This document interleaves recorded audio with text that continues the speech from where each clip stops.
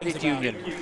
Welcome back to the Bobcats pregame show from Pixelcast Media. I'm Darren Prater along with our Concho.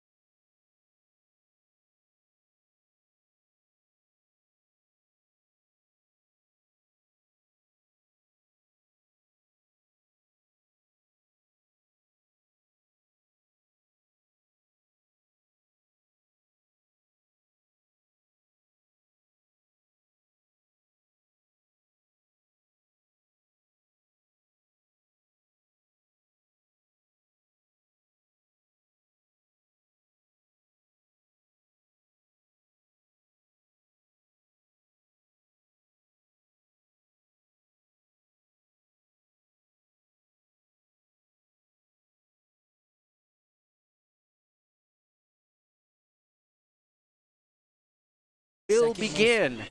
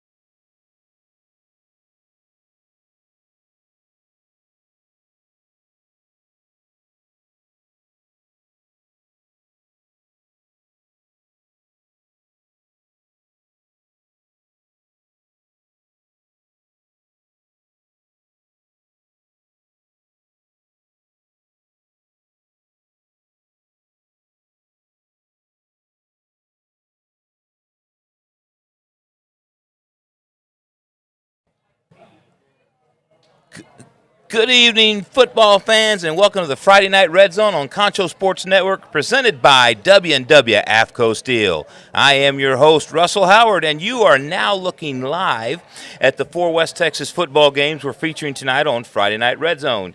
San Angelo Central versus Belton, the Midland Legacy Rebels versus the Cibolo, Steele Knights, Mason at Christoval, and Grape Creek at Ozona. So what is Friday Night Red Zone? It's a one-of-a-kind high school football show where we only show you the best parts of the 4 games we're featuring this evening. No commercial breaks unless all games are at halftime at the same time. Just pure football. So sit back and enjoy. The games will kick off in just a couple of minutes as you see the intros and the coin tosses from our 4 games. And we'll give you some background on these games here as we go on through the evening. We'll be here till the very final whistle, very final gun of each one of these games. So stay tuned, kick back, and enjoy your night.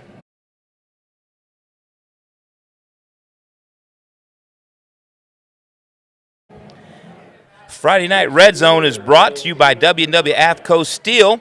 They're hiring welders and fitters now. You can apply at 614 Arch Street on www.afcosteel.com or send your resume to kbartz at www.afcosteel.com. That's KBARTZ at www.afcosteel.com.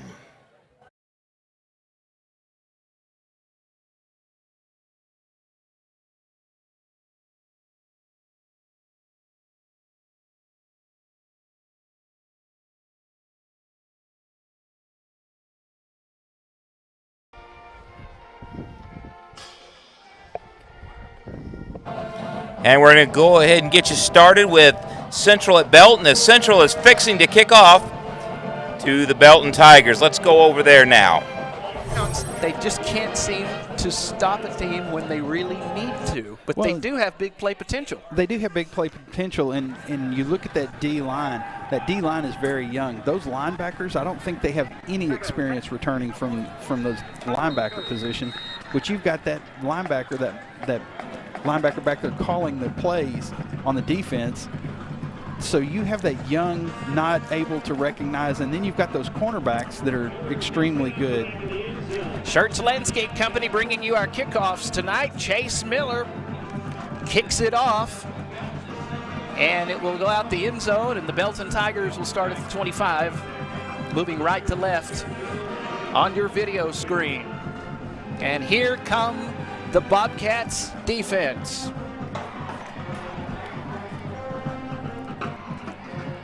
We're going to take you over to Grape Creek in Ozona, out at Lion Stadium in Ozona now. Check in and see what's going on there as they've just kicked off there. Again, appreciate our sponsors that make this broadcast happen. Our scoreboard sponsor is Future Military, and especially the men and women that helped us put up our flags here in Ozona this afternoon. We're getting ready here. We're going to get to – do we get to see this defense, offense we've been talking about right here? So, like, see, they'll snap it. And Faye's going to be back there to touch them down and bring them back. We lost about 4 yards for the Eagles. And pretty sneaky offense. Even sneak their own quarterback. I'm telling you, watch, it's different. I had 2 quarterbacks lined up. You had told me it was like 3 or 4. Oh, there's 4 people back there. Oh, okay, got you. So it's a possibility that any of those 4 can get it. Yes. So. Okay, Brian said we're better. Yes, it was our gains. Remember your gains, baby. We're not bodybuilders, but we're microphone users, and that gain is going to give us a little extra power. Here we go. They're going to line up again with the 2 quarterbacks on the back end right there. See, they switch it. Yeah. Well, they're not going to trick very many Lions because they're going to come in there and have a tackle. Looks like number 20. The Shark is back on track. Voom, voom. Let's see where we mark this.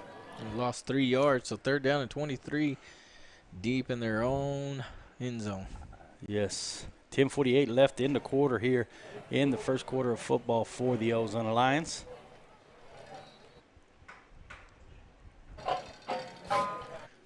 So defense coming up big here. This is a big 3rd down. Need to shut it down and either get a turnover or get them to punt it. what is it, safety? If they tackle him in the end zone. Here we go. They're lining up again with the 2 quarterbacks on the back end. And this time, yes. No, yeah, you know, this time it looked like one of their own Eagles there kind of ran into the runner, kind of slowed them down. 10 minutes left in the quarter, folks, and defense looking pretty sharp. Yeah, looks like they're going to punt here. I think they're at their own 6-yard line here. We're going to have Dusty in the backfield. He's deep. See if we can get a big return for Dusty. Or let's block it again. I know our defense have been doing a great job blocking some of these extra points. And we're going to go over to Midland, where the Legacy Rebels are taking on the Cibolo Steele Knights, ranked number 8 in the state. This promises to be a good one. Let's check in there. The 34. And again, Warner wants to throw. He's got a man who has to dive for it, short of the first down. Ball caught at the 39. That's number 8, Royal Capel. And so we've got a 4th down situation, and it looks like the Rebels hold on this first offensive sequence versus the Steele Knights. Yeah, and honestly, I thought that ball was incomplete, Dustin, the way that it looked like it skipped across the grass into the receiver's breadbasket. I don't guess it matters much. It is going to be 4th and 2. As number 4, Avian Faru, comes on to punt. Kenyon Moses will go back deep, the University of Arizona commit. And his feet are at the 23. And let's take a look over in Christoval at the high-skying punt. Moses going to fair catch it at the 26. the Mason Punchers and the Christoval Cougars. Apologize for that one. As soon as the ball was snapped. Punchers drop back at their own 30-yard line. Ryan Todd and also Isaiah Bishop. Nice snap. The punt is away. It's a high, short kick by Isaiah Boggs, and that'll take a Mason Puncher bounce. And, Jeff, this will be in Christoval territory for the first possession. Great field position on about the 44-yard line. Just barely punted it for a first down into the wind and then took a backwards bounce. And the Belton Tigers are driving over in San Angelo Stadium against the Bobcats of San Angelo Central. Let's get you over there now to see what's going on there. Just a run. Pressure coming. Throws. Sideline. Did he catch that? They call it a catch. And it is caught on the sideline. That's Isaac Abel again for a Texas Bank first down in Bobcat territory near the 45. And you know, that's just a killer. They've got him contained. He's out there, and he just manages to flip it down the field. And again, just laid down right there in the zone. Moves the 6 for a Texas Bank first down. Drive started at the 25. What it was, but this one's going to come back. And it is a puncher touchdown. Excuse me, there was a touchdown over in Mason. Thought they said it was going to be called back, but it is a touchdown. Let's see if we can get a replay. Yeah, so they pulled, and the defense now cannot chop the offensive lineman. Okay. I think that's a new rule, and I think that's what it must have been because he called defensive chop. Okay. And so you've got to stay up high to protect the knees of the offensive linemen that are pulling. So that play is going to stand. Kason Jacoby on to kick to make this a 7-0 game. Good snap, good hold, and good kick. Punchers on top, 7-0 with the Ryan Todd touchdown in the first play of the series. We'll be back after word from T. Payton Body.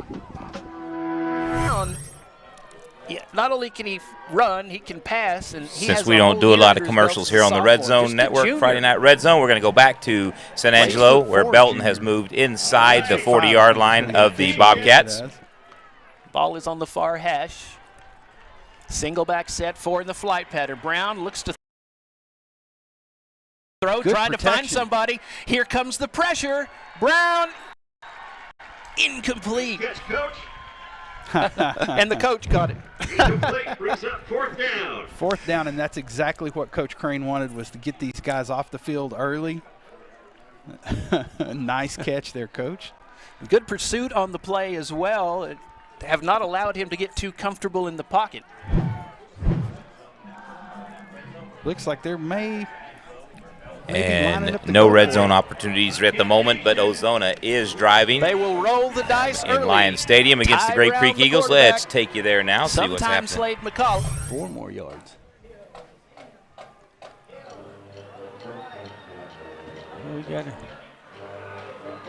Was Villarreal, is he a punter as well? Or I don't know. Last week it was Logan Thompson. This time it looks like it's Caesar. Let's go back to San Angelo Central as the Bobcats have taken over. We'll come back here to Lion Stadium. I mean, it's 6:30. It's homecoming. Mariano Jr. Yeah, you don't want that to happen. No, and that's one of the things that Coach Crane said was this defense is super young. Texas Bank first down. Here comes Tyler Hill, the senior. Hill throwing to the right. Short completion, 30-35, all the way to the 46-yard line. That's Kevon Rice with a Texas Bank first down.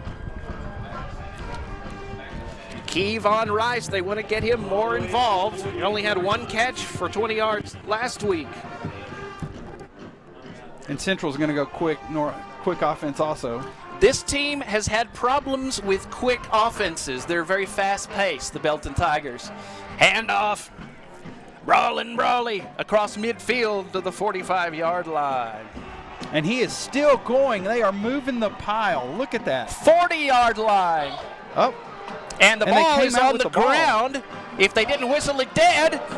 Cibolo Steele looks like they moved inside almost to the red zone over at Astound Broadband Communication Stadium in Midland. Let's take it there for a moment. Draw off Zeno. He almost jumped. Another screen pass here. This one to number 10. He gets pinned behind the line and engulfed by maroon jerseys. Beautiful play.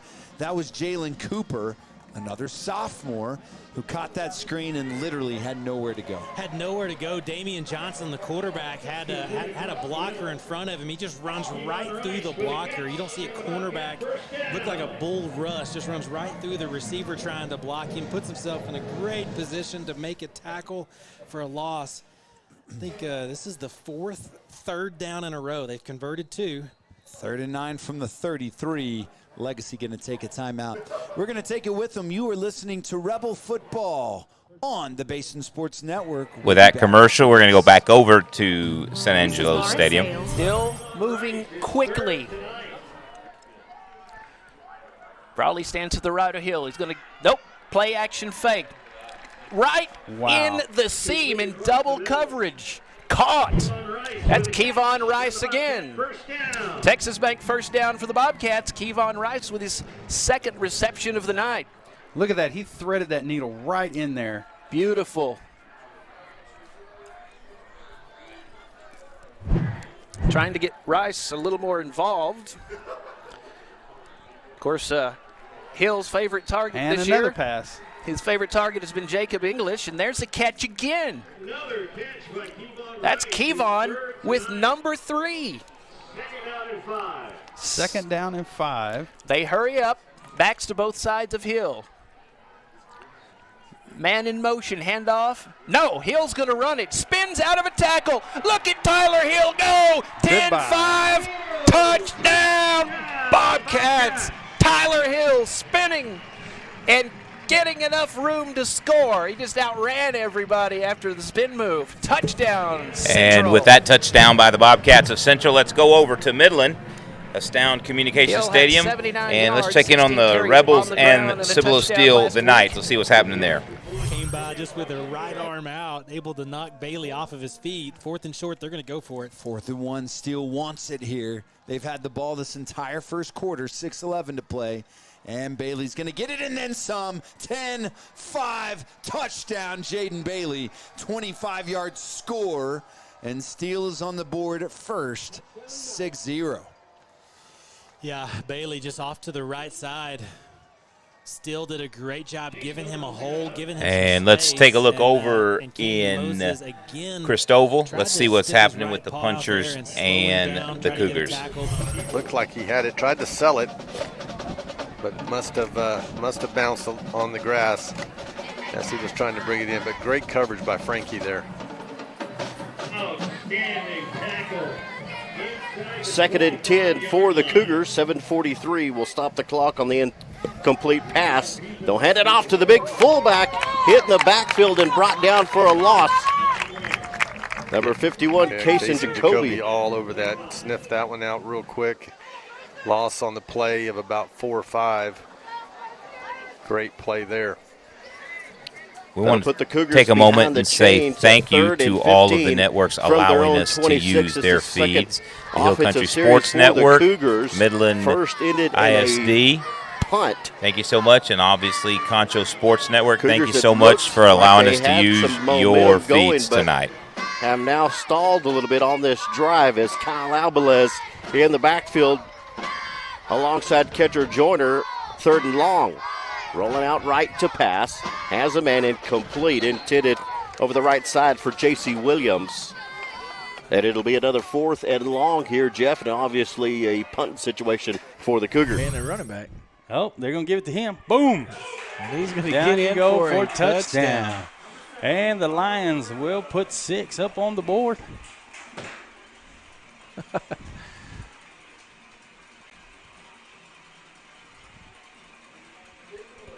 That was a great run by Robert Barrera. So give us a touchdown and see if they're going to kick the extra point or go for 2.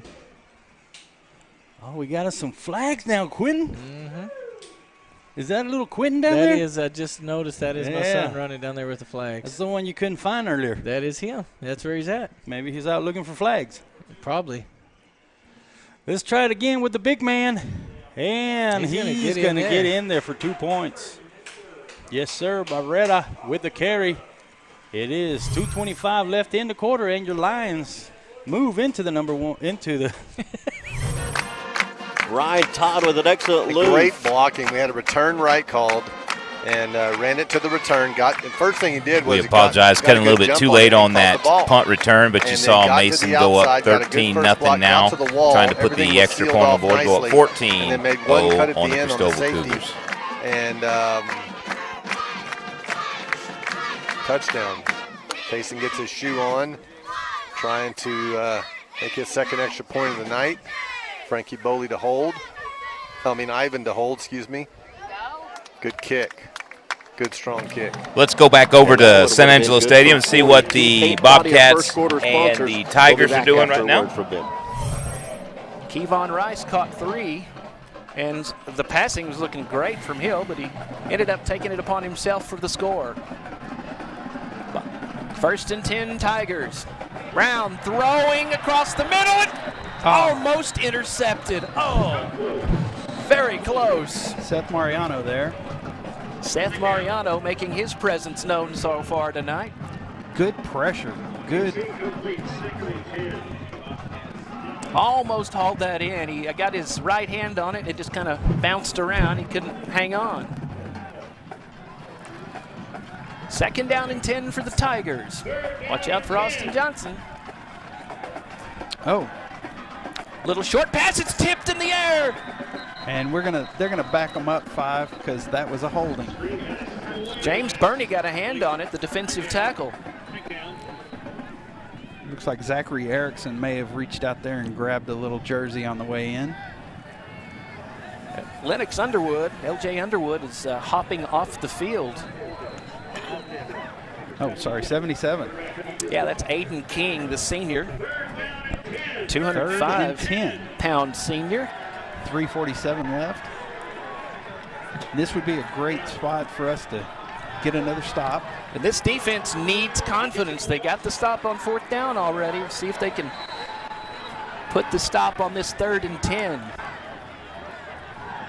We're going to cut over to Midland now as the Rebels have moved inside the Knights' territory. Let's take you there now. He takes a hard hit. Not sure why you leave him open.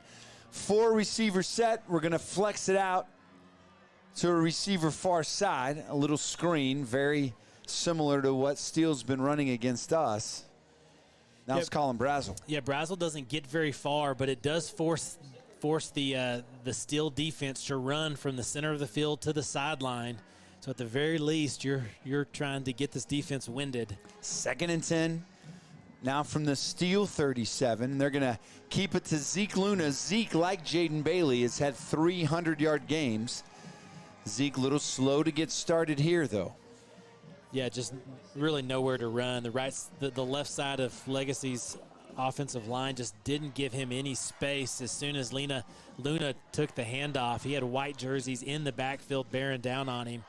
Just did all he could just to get back to the line of scrimmage. Skylar Wilburn checks in, 3rd and 10 from the 37. Davila content with slowing the game down here. We're under 13 on the play clock, and we have flags. As you watch these games, as we look in, you can see in the upper left corner. If you want to watch the full stream, you can go to that website. We appreciate you watching the Friday Night Red Zone, brought to you by AFCO Steele. But if you do want to watch your favorite team, you can see the full stream in the upper left corner, or open up 2 browser windows and watch one in each window. We don't care. From the Steele 42, Rebels moving right to left. Davila wants to throw. And he has Deontay Somnier. It looked like he was open, but a beautiful football play by number 9, Alvin Williamson. Yeah, I think Somnier was moving towards the sideline. Davila threw it towards the center of the field. So maybe a little bit of miscommunication. That ball very well could have been picked, Dustin. Somnier is able to make it get close enough back. We're going to go back over to Christoval here in a moment. Christoval looks like they got a little something going on. This is pretty close to what is typically 4-down territory for Hartman. I guess just 4th and 15, a little too far for comfort. On comes Hayden Smith. Boy, what a great interception great play.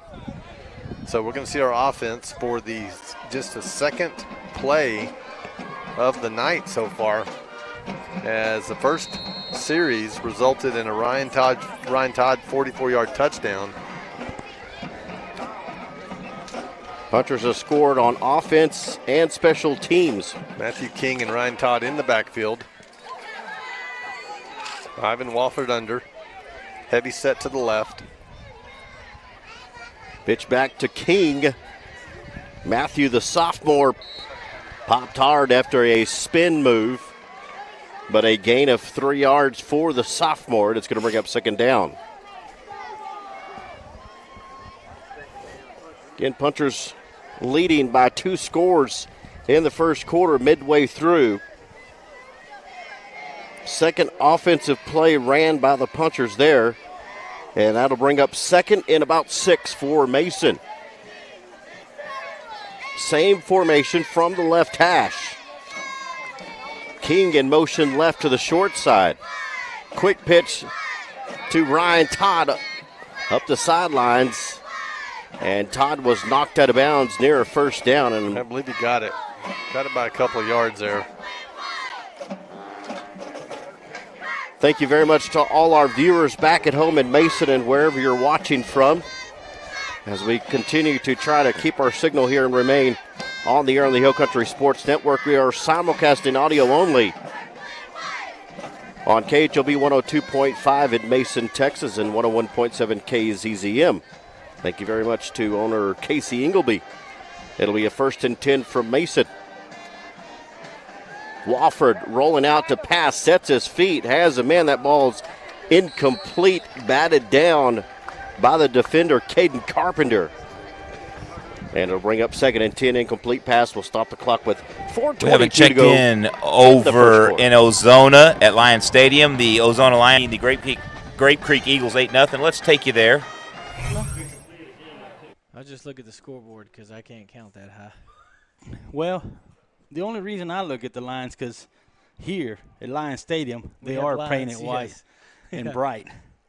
In Mason, it was just like playing at the park. I wasn't going to say no names. I was just going to say the last field we were at. No, that field, there was no lines. I'm not a rebel like you. So it'll be 2nd and 5 for the Eagles. Looks like the defense is going to start stopping them up the middle here.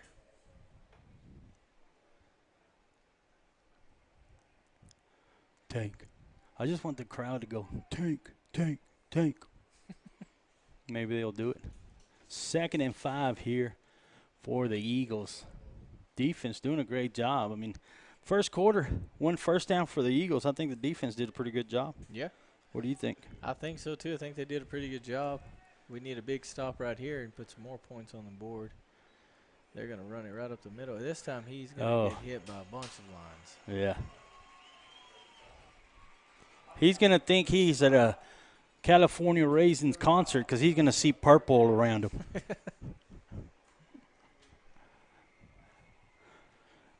Either that or he ran into me and Duarte. He got himself He sees an open.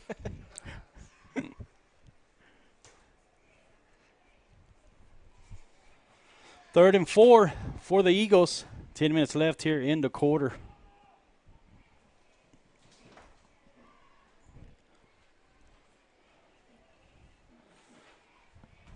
$9:49. Said he's eating steaks from Mason, Texas. So ask him if he heard, if he could hear Mia. Brian, could you hear Mia when we went to the sidelines with her? We're trying some new equipment, so we're going to try to figure that out. It's going to be a first down for the Eagles, but man, I could have sworn I just heard Katy Perry out there. Isn't that what? Word. We got Patty Villarreal listening, Caddy Patty. Hello, Patty. And we got to advance into the 9 minutes left in the quarter. Stand by. That's a punt. We'll get back here in a moment. Going to keep checking in right now. Ozona, as you can see, leading Grape 8-0. The San Angelo Central Bobcats leading the Belton Tigers 7-0. The Mason Punchers leading the Cougars of Christoval 14-0. And Cibolo Steele Knights leading the Legacy High Rebels 7-0. All of these are in the first quarter, with the exception of Ozona. They, as you can see, they're in the second quarter. Yeah, that offense kind of throws me for a loop back there with those two guys doing that. Yeah. And let's get you over to Midland in the heart of the Permian Basin. Let's see what's going on there. Searching, firing pass is not complete. I thought Deontay Saunier was just going to extend his arms and haul that in, but it was out of his reach. Yeah, just a little too far. The ball was thrown in a decent spot. He was Davila threw it where really nobody could get to it except Saunier. Saunier just kind of running the wrong angle on that post, and they can't connect. It does bring up 4th down again, but this time the Rebels going to go for it. So on 4th and 8, here they go. Rebels with 4 receivers, 1 running back. Ball snap, Davila looking, firing passes, overthrown, but a Rebel went down, and they're going to throw a flag. And there you see Midland will move into the red zone, as that was an obvious pass interference. We here at the red zone, Friday Night Red Zone, saw that one from all the way over here in San Angelo. Yeah, I mean, tripped him up. Looks like they're going to discuss it. It's not. Clearly, it's not as cut and dry for them. As it looked from our vantage point in the air. No foul on the play. The pass interference. First down. Steele. No one on the Legacy side understands that one. I mean, it looked pretty.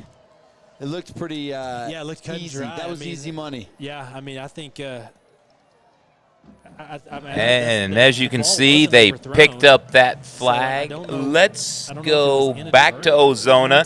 Ozona's approaching the 50-yard line in the second quarter, leading 8-0.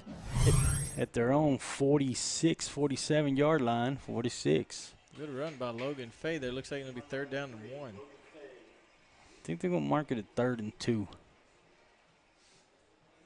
3rd and 1.5. Hey, look, we can do that on here. Mason over in Christoval's driving again. Let's take you there now and check in on that 7 game. minutes left. On a foot race to the corner, and did get just enough for the first down. Be right around the 20-yard line, maybe inside the 20. My mother and father-in-law. 16, 17-yard line. Farrell and Susie Durst, then, and Papa listening in from Kane City, America. 2nd First down and 10 for Mason. 2:08 to go in the first quarter. It's a 14-0 Mason lead. Wofford from the left hash underneath center.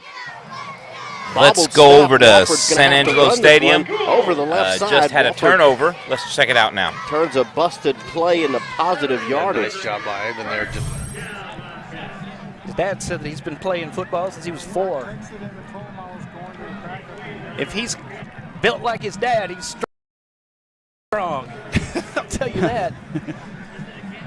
Snap goes to Brown on 2nd and 12. Throwing left side. Intercepted. It's picked off at midfield by the Bobcats. Luke Gould. And let's go back over to Christoval. 15 remaining in the first quarter. Cougars show blitz. They'll bring it. Ryan Todd cuts it up into the middle of the field. Tackled near the 10. Case and Jacoby with close the to another first down. They're going to call it a little bit short. Jim and Tammy Norman watching it in from Panama City Beach, Florida. Love to Third and 1. Love to come pay them a visit. Inside a minute remaining in this T-Pain Body first quarter. Lined up far left, it'll be Brody Comey. This near side, Beto Aguero. Wofford with the snap. It'll be a jump ball into the corner of the end zone. Touchdown to number 29, Brody Comey. Yeah, nice job by Brody, just running a quick slant. Just threw it where he could get it. And good pitch and catch from Ivan to Brody. And you can see that the Christoval Cougars quickly falling behind by 3 scores to the Mason Punchers out there in Christoval tonight. That's a beautiful view right there, the American flag and the beautiful beauty surrounding Christoval.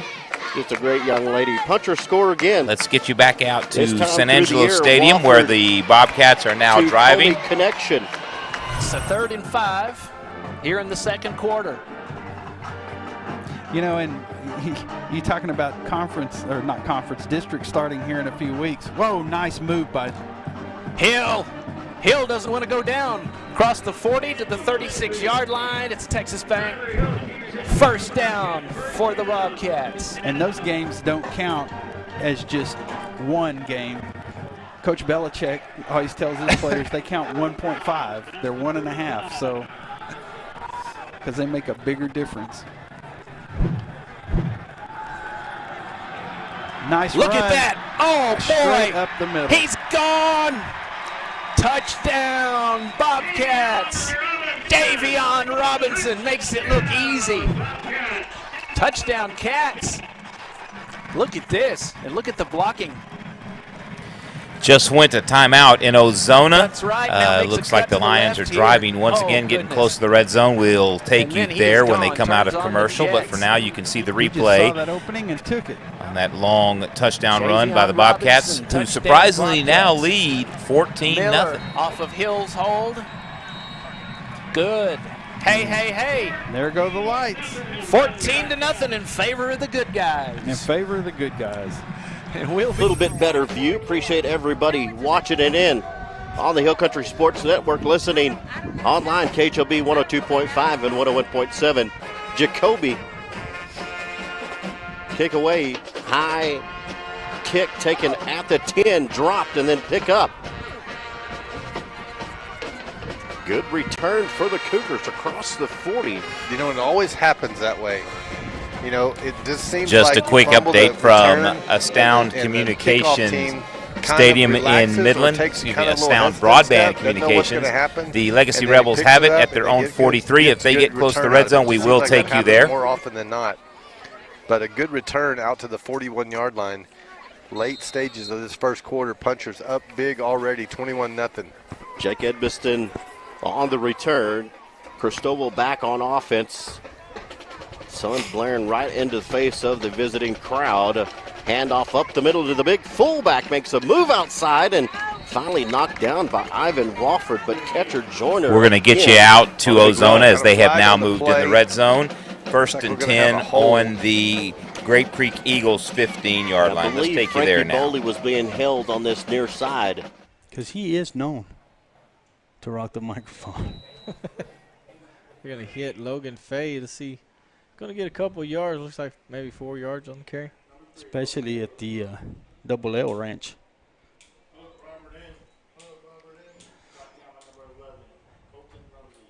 Second down and 7 for the Lions. 3:36 left here in the quarter.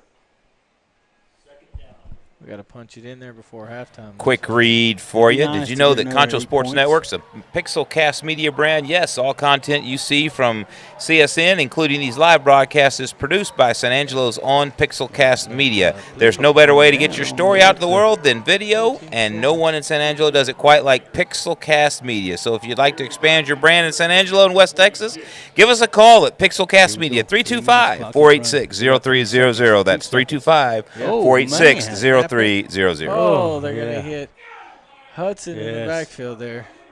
I think Hudson was looking at that clock like we were. So 13.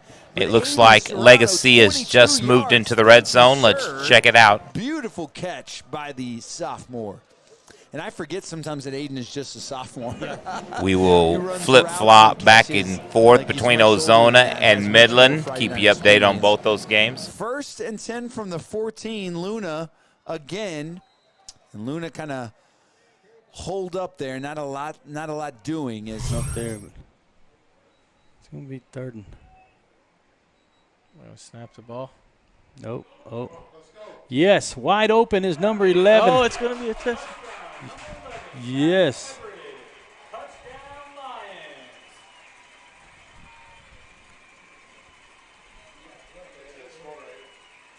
Speak as Davila finds Saunier streaking on a slant route, nails him in the end zone. All Saunier can do is just catch it and fall. Touchdown Rebels. It's 7-6. Yeah, it's just one-on-one. Saunier versus Williamson, their cornerback. Saunier fakes outside, gets inside. Davila throws him a great ball. Saunier holds on to it, gets slung around into the end zone. Doesn't matter. The Rebels get on the board. It's 6-7 as we await the extra point. Hayden Smith going to put it through. It's 7-7. We got a ball game here from the Stown Broadway And so a 7-7 tie in Midland. 15-0 Ozona leading Grape Creek over in Ozona. And the Bobcats leading the Belton Tigers in San Angelo. And the Mason Punchers leading the Christoval Cougars in Christoval 21-0. So we'll keep you up to date on all these games. They get behind the chains because our front is just really good at getting off the ball and getting pressure.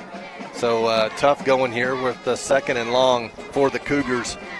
Punchers pinning their ears back.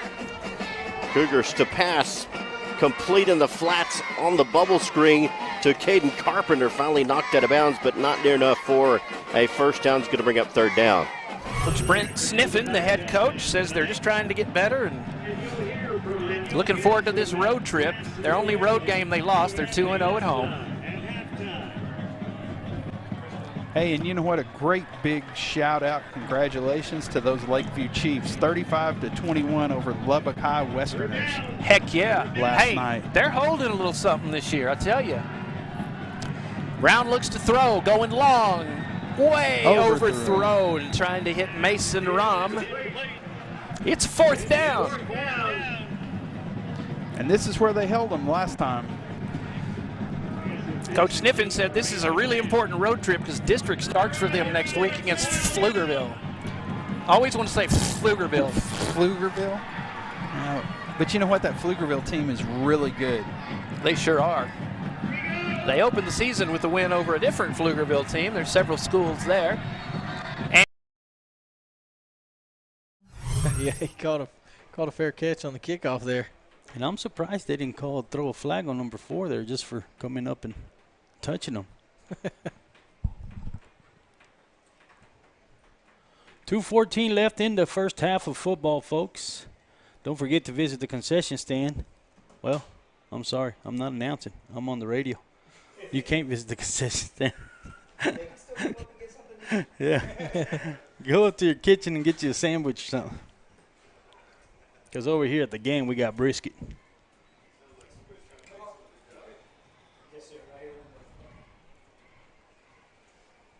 as the clock keeps running down, we're down to about the 2-minute mark.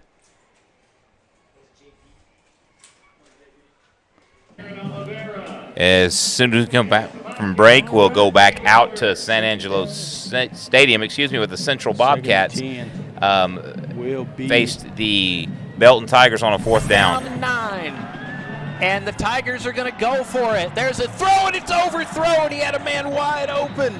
Garrett Oliveira, incomplete. And they failed to convert the 4th down. They rolled the dice. The Bobcats defense did what they were supposed to do, but they let him, a little better pass, and that would have been a score. So the Cats come back out on offense. So that's another turnover on downs by Belton. They've almost had several turnovers. We got one, took it down and scored with it. Coulter Farmer on the coverage that time. There's Tyree Brawley on the carry for the ball. And Ryan Todd again to the house. 61 yards, about 57, 58 yards on that one. Ryan Todd with his 3rd touchdown of the ball game, and the Punchers extend their lead, but the blocking up front, Jeff, a great job. Nobody touched him. And then just ran away from the safety.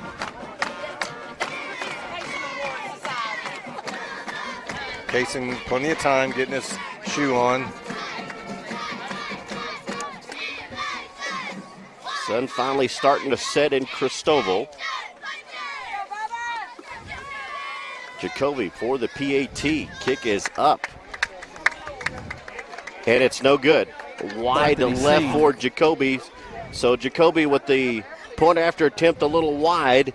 It is a 27-0 ball game as we hear a word from Heritage Ranch Sales. Brawley stands to his left. Handoff Brawley. Here's Tyree making moves. Cuts to the left. Still on his feet. And a good game for Tyree Brawley. To the 37-yard line. We'll bring up third and about 33 was able to catch it. Threto brought the quarterback down, but he was able to throw the ball before the tackle. So great job there by the Eagles. Beautiful catch by number 33.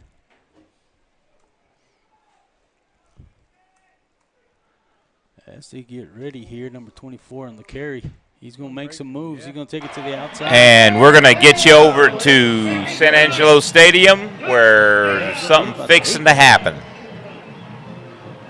Feeling the pressure. He ran into his own player. Otherwise, he might have still been running. Oh, look at Hill. Still running. Look at Hill go. Goodbye. High stepping Hill. Touchdown, Bobcats. Touchdown number 2 for Tyler Hill.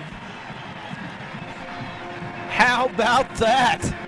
That was a great fake on that handoff, too. Wow. Watch this. Great fake. Oh, he's in there, just sidesteps. And then you're not going to – there's a reason why he's a champ in track. He's fast as greased lightning. Look at that high step. He didn't have to hurdle anybody. He didn't have to hurdle anybody. We're doing okay. Oh, look at him. He just looks back like, see ya. Bye-bye. Miller's 3 for 3 on extra points. Hey, it is 21-0 with 5.5 to go. Oh, never. Whoop. Yeah. All right, fans, as we take a break here, if you're at home enjoying the game, you just need one more thing to make it a perfect Friday night, a good meal. San Angelo To Go is the official delivery service of Concho Sports Network. You can have great food delivered to your door right now while you watch the game. Just hit up the local guys at sanangelotogo.com or their Android and iOS apps to place your order tonight. Punchers recover on the little swing pass. And I think heavy contact there on right when the running back turned it up on the swing pass. I believe it was recovered by Frankie Boley. Good contact by Coy Moak to knock that one away.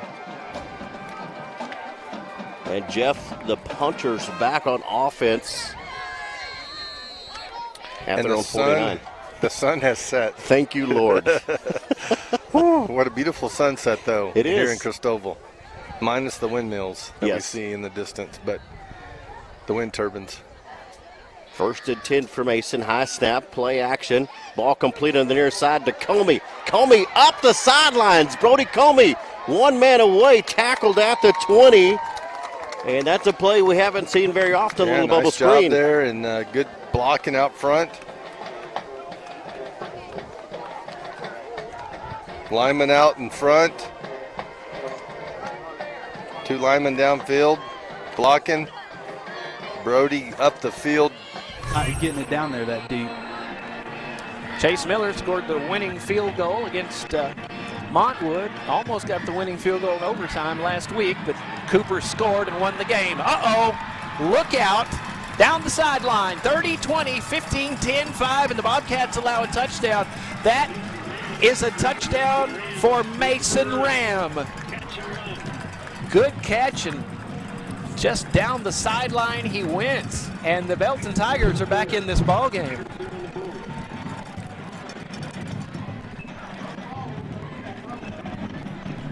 It couldn't quite catch up to him. He has some speed. That's Darius Floyd tried to get him, couldn't catch up to him.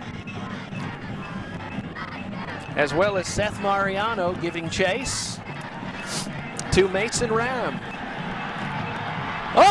Bobcats have it. It is blocked. 40, 50, and dropped. Our instant replay sponsor, the Commercial Bank. From the right hash, Wofford 2nd and short. Handoff to Bishop. Bounces is outside. Bishop with a stiff arm. Did he get in? He's a little short. Stopped at about the 1. And give it to him again. Get him in there. Good run by the senior running back, Isaiah Bishop. 1 man away. A touchdown saving tackle for number 14, Tristan Alvarado. As Comey and Boley will check out of the ball game. 1st and goal from the 2 for Mason. 6:40 remaining in the 2nd quarter. Want to get you quickly out Wofford to a surge up into the middle of the field. Down Broadbank's Dives towards the Communications end zone and as Cibolo Steele just scored. They just hand it off to Bailey, fakes right up the gut. Bailey gets in the end zone again. It's 13-7, still Knights on top. Beautiful sunset in Christoval, Texas. 6 minutes left in the 2nd quarter. 2nd quarter brought to you by Heritage Ranch Sales. Comey, the wideout split to the right side of the field from the left hash. Wofford, a counter to Bishop. And Bishop got it.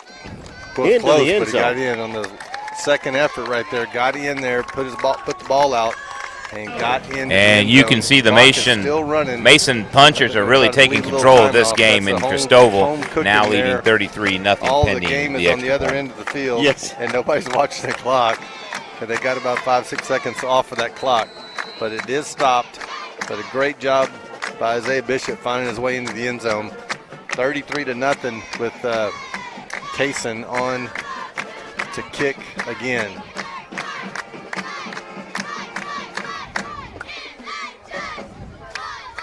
Made 3 out of 4 We haven't tonight. checked in with the Ozona Lions, Good the Grape snap Peak there. Eagles. Let's get you over there, see what's happening in that game. Oh, fuss.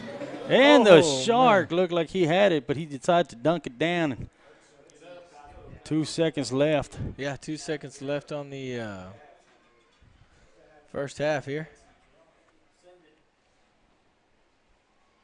Annexation Puerto Rico. Right here. Fumble Ruski. What's a play called where the center keeps it? I don't know, but when the guard keeps it, it's a guard around. What? Yeah, that's. He holds it for a second. Yeah, it's a foul. It's kind of like the guard around. It's kind of like the guard around. Oh.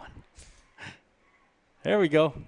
There we go. Faye puts a little move. No, that's number 4. That's Daniels. That's Daniels. Oh, man. Good run by Daniels. Well, that's going to be the first half. stay tuned. Our band's coming up, and we'll be back right after halftime.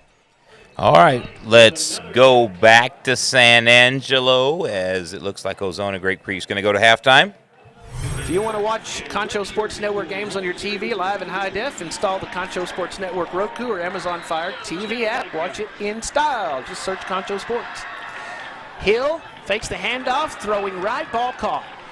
30-yard line out to the 34-yard line. I believe that's catch number 4 for Kevon Rice tonight. Haven't heard from Jacob English yet. It's his favorite target. 9 yards on first down. Hill is lucky that that defender didn't jump that route. He was reading it. They only returned 1 on defense, Belton, but they're looking pretty good, though. They swarmed the ball well. They hit well. And just had a turnover in Midland. Let's go there now. Some of that. We had 3 guys lumped up here in a trips package near side, and that was a beautiful play by Levi Dashnea. Yeah, he made a huge tackle earlier to force a punt, and that time he recognizes what's happening. It's one of those plays where it's a timing play. Davila takes a snap, turns his shoulders, and fires the ball immediately. Quickly back to San Angelo. Play. Clock's running, 4:06. We'll cut back and forth between this game and the game at Midland. Hill. Handoff. Oh, and he is gone. And off he goes. No, he didn't hand it off. Fast as Grease Lightning, Tyler Hill, 10-5 touchdown, and again they don't catch him, but he's very convincing. And the Bobcats still continuing a somewhat surprising to some fans domination of Belton tonight from San Angelo Stadium. Now back over quickly to Midland Stadium to Astound Broadband Communication Stadium and the Midland ISD Network. In Bailey, hands off to him, and Bailey is going to be stopped at the 1. Mario Serrano able to bring him down at the 1-yard line. We have 1:42 remaining here in the contest, in this first half, rather. So right back at it go the Steele Knights, trying to make this a 20-7 advantage, and they think they're successful. They are. Braden Bailey just gets the ball over and into the end zone, and it is now a 20-7 game, courtesy of that interception by Levi Dashnea. You know, Dustin, whenever you're playing a team that is as highly ranked as Steele is, turnovers are a huge deal. You got to take care of the football. You can't put the ball on the ground. You can't give it to the other team, especially in a situation like that. But there's and Cibolo Steele now leading the Legacy Rebels 21-7. Let's go back to San Angelo Stadium. The only 2 games going are in Midland and San Angelo right now. The other 2 are at halftime. Let's check out. Well, no, we're going to keep it here for just a moment. For the halftime break, we'll bring it to you next. Actually, let's take a look at the band out in Ozona. Fellowship of Christian Athletes is bringing in all.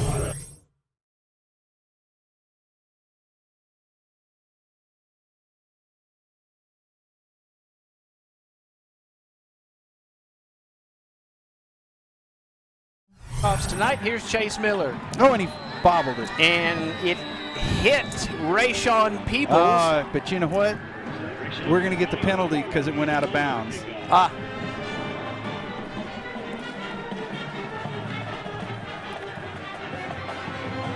So a little break for the Belton Tigers. What'd you say? Little break for the Belton Tigers. Huh? Hey, football fans, would you like to watch Concho Sports Network games on your TV live in high definition? All you have to do is install the CSN Roku or Amazon Fire TV app. You can install them now on either device just by searching Concho Sports on Roku and on Fire TV. We invite you to check it out to get the best viewing experience as you are looking at the Friday night Red Zone brought to you by W&W AFCO Steele. And we want to thank you for watching and thank our sponsor, W&W AFCO Steele. They are hiring welders and fitters right now. You can apply at 614 Arch Street, online, www.afcosteel.com, or send your resume to kbartz at www.afcosteel.com. That's KBARTZ at www.afcosteel.com. ending in a touchdown again for number 28, Bailey, on the Steele offense. And so far on the night, that's really been their moneymaker for Steele has been Bailey. He's 17 attempts, 79 yards. That's 4.5 yards per rush. The long being a 25-yard touchdown, and total of 3 touchdowns on the night. So on the first play of this drive, Toronto makes a nice catch. That's what I meant to say. He is in the zone tonight, and he's really selling the fake handoff. He is. And they are so far hook, line, and sinker buying it. Texans preparing to perform at halftime. A real nice crowd here for the second home game of the season for the Bobcats, looking to get back into the winners column after a disappointing overtime loss to Abilene Cooper last week. Miller got a field goal to put them up by 3 in overtime, and then it just took a couple of plays for Abilene Cooper to score on a pass and win the game. Second down, 2nd and 10. Tyler Brown looking, throwing right, and he turns and makes the catch near midfield. That'll be a Texas Bank first down. Garrett Oliveira, the senior wide receiver. Good awareness. He turns and brings the ball in. That had some zip on it. Nice catch, nice adjustment by the Belton player. It looks like the Legacy Rebels in Midland have moved into the Knights' territory. They are trailing 21-7 to Cibolo Steele. Let's take you there now. And broke free. The linebacker that we keep mentioning, Davila, just kind of sidesteps him, gives himself a little bit more time to pick up, to find Luna and get at least 5 yards on the play. 3 receivers left side. And here we go. Game clock at 53. Steele showing blitz. We got a flag on the play. Makai Williams was lined up, ready to attack. And here comes a flag. We'll see what we've got. Here's the white cap. Disconcerting call. The defense from the 42. 5-yard penalty. Steele first down. So getting a little friendly is Williams as he encroaches on that play. So 2nd and 5 of 49 remaining here, second quarter. Rebels will keep the 3 receivers left side, single receiver right. Looks like they're going to call timeout. So Steele will take a timeout. And with that timeout, let's go back to San Angelo now. Guys, what are your thoughts? Good job. Ty Brown has a whole season as a starter as a sophomore under his belt. This year, a junior. Ram, only a sophomore. He's got some good talent. Young guys. You know, after a first quarter that had only 1 touchdown, we have turned on the touchdown machine here. And the handoff goes to L.J. Underwood, the senior. We do apologize. We apparently have lost the feed in Christoval between the Mason Punchers and the Christoval Cougars. We'll try to get that back for you. Still the game being dominated by the Punchers, but we'll try to get back out there. Brownwood, and I forgot. Now you lost my train of thought. Sorry about that. You beat me to it. Setting, throwing, going long, overthrown again. Just not there. He's had the open receivers, Garrett Oliveira, in double coverage that time. He had a little room. 2:22 to go in the half, 28-6 the score. Bobcats on top. As the sun goes down in the West Texas sky, beautiful. Dorado diving into the end zone. No, it's Sonier. It doesn't matter. It's a score for the Rebels, but it is indeed Deontay Sonier, and he'll add 6 to the scoreboard. Is the green tape on the ankles that threw you off. Sonier gets behind the cornerback. Looked like Steele was in zone coverage. Nobody covered that area. Davila throws a great ball. Sonier has to leave his feet for it just a little bit, but he hauls it in. The Rebels score with 41 seconds to play in the first half. So beautifully done. Hayden Smith gonna punch it through the uprights. 21-14, Rebels. And run him out of bounds. So Brown goes out. He steps up, and here come the Bobcats. they got him before he got that first down, so this should bring up 3rd down. And about 5. Oh, it's 4th down. Sorry, 4th down. They're going to go for it. Scoreboard, a little bit of confusion there. Now, if they do like they did in the past, he's just going to rear back and throw it. He's going to try to run it, and they can't hang on to him. Oh, it's going to be close. He almost got away that time. Good pursuit on the play. Shoestring tackle. Down. It's a Texas Bank first down. Clock running, 1:44. Again, Darius Floyd brought him down from behind. Nice right there. Tackle. Grabbed Floyd. him by the ankle. Texas Bank 1st and 10. Ty Brown to throw, has time, and he lofts it to the 25-yard line, and that's another Texas Bank first down inside the Schertz Landscape Company red zone. Whoa. Oh, just short. Well, didn't get the first down, didn't get the red zone, though. 2nd 1, though. They haven't been in the Schertz Landscape red zone tonight. This is their deepest drive ever. He just hands it off, and a power running attack inside the 15-yard line for Sean Snap. Braden Hymish just whiffed at him, just completely missed him, or he'd have had him for a loss. They do pick up that first down. So it's at the 15, Texas Bank first down for the Belton Tigers, trailing 28-6. Brown running to the right. Here comes the pursuit. He throws to the end zone. It's tipped and incomplete inside the 10-yard line. 45 seconds left in the quarter. Isaac Abel, the intended receiver, coming across there. Nice penetration. Darius Floyd there comes. Well, Floyd is after him tonight. And you know that quarterback, shades of Patrick Mahomes there. He seems to scramble out, and those receivers know when to find that soft spot in the zone. Here he goes, he's back, he looks, he throws. Out of the pocket, yep. And this one's complete inside the 5-yard line. That'll be a Texas Bank 1st and goal for Belton. That Belton one does have 2 timeouts left. Mason Ram. First and goal. Be 1st and Let's goal. go over to Midland, see what's happening as the first half winds down there. Well, the Rebels just stayed in front of him. He really didn't get an opportunity to get upfield. It was Barton who came from the line of scrimmage to make the tackle from behind. Straight drop, Warner looking, gonna scramble, gonna regain his feet now, gets it downfield, and he cannot complete it.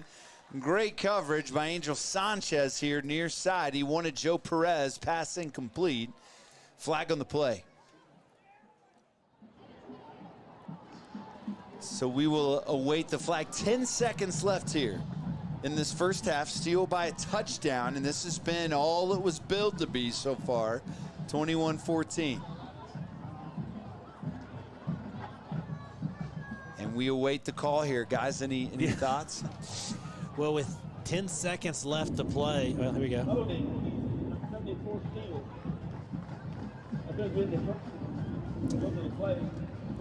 Yeah, so the mic a little garbled there, but it was a hold against Steele's number 74. That's the big fella, Christian Fitchett. And with 10 seconds, Steele likely to get one more play here. Let's see what they got. They really couldn't get anything going on offense. Vernon's a very good team, undefeated, but tell you what, they keep improving. Coach Guevara's got him a great team there this year for the Chiefs, and could make the playoffs for the 5th year in a row under Coach Hector Guevara. Well, hey, and I meant to say it earlier. Dublin Lions 7, Brady Bulldogs 6. Heck yeah. I'm from Dublin, in case y'all didn't know. Handoff. That's a touchdown. That is a touchdown for the Belton Tigers. They're right back in this one. Let's take a look at it. He's tight, double tight end, offset eye look, and have a deep back there. And he will power his way in. Yeah, that's Sean Snap. Probably their most productive runner this year, Snap. 28-12, will they go for 2? They will. Brown with Snap to his right, trips to the Bottom of your screen, one receiver to the left. Short throw, bam! And that is stopped. And that PAT, 2-point conversion is no good. So he threw it to snap out of the backfield, and he got waylaid by an orange jersey. Jacob Saldivar upended him, went low and upended him. 2-point conversion, no good. 28-12, our score, just under 20 seconds to go in the half. We're back after this on Concho Sports Network. You're watching. They're in it for sure. Warner going to heave it down the field for the end zone. Passes picked off. And that's going to do it. The interception will end it, and who else but Canyon Moses. And that's going to do it after one half of play. Steele leading your Rebels by a touchdown, but man, we have...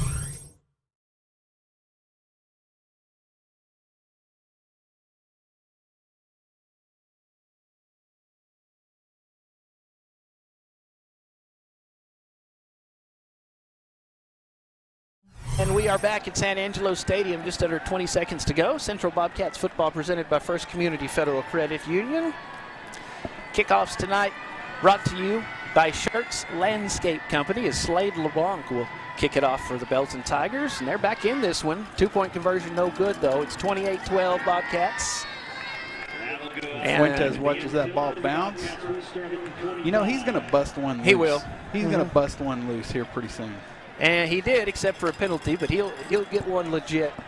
He's going to get one. 19 seconds left in the first half. Probably just down it here and head to the Pixelcast Media halftime show here on Concho Sports Network.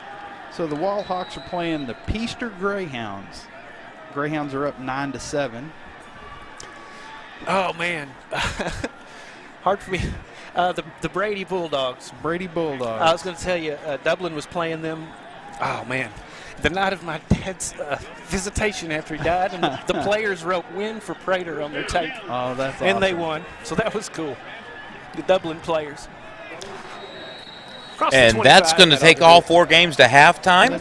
So we're going to run some commercials here and then get back into some live action football as we come back from break. Ozona out in Grape Creek leading the Eagles, in Ozona leading the Grape Creek Eagles 15-0 The Bobcats leading the Belton Tigers 28-12 over in Midland. The Cibolo Steele Knights leading 21-14 over the Midland Legacy Rebels, and the Mason Punchers leading Christoval Cougars 34-0. Presented tonight by First. Security as a high priority. You can lock your card in case it's lost, stolen, or just to limit its use. So be smart, bank smart with First Community Federal Credit Union's Platinum Visa. Established in 1927, Shirts Landscape Company is as well rooted in the Texas soil as the nursery stock we grow and sell. Since the beginning, our knowledgeable landscape professionals have been here to keep your yard thriving, rain or shine. At Shirts, we believe in keeping our nursery stocked with quality products that flourish in the conditions we live in. We call the Concho Valley home, and you can trust us to have the answers for your project, big or small. When quality counts, you can depend on Shirts. When it comes right down to it, local decisions matter. Texas Bank knows this, so when you need a loan from us, the decision is made quickly, right here in San Angelo. And when it comes to getting a hold of us, just give us a call. Someone on our end will always answer and be ready to help you. We're the only locally owned bank left in town, and our friendly staff make doing business with us easy, the way banking should be. Texas Bank, where local decisions matter. Equal housing lender, member FDIC. Patriotic. Innovative. Dependable. Family values. Faith. Trustworthy. Ethical. Community-minded. Loyalty. Honesty. Diverse. Friendly. Committed. Punctual. Customer service. These are the values on which we built Bug Express. Mom, we are honored to carry on your legacy. At VGI Technology, our mission is to connect and protect our communities using innovative technologies while providing an exceptional customer experience. Everyone on our team took part in creating this mission statement, and everyone on our team is committed to stand by every word.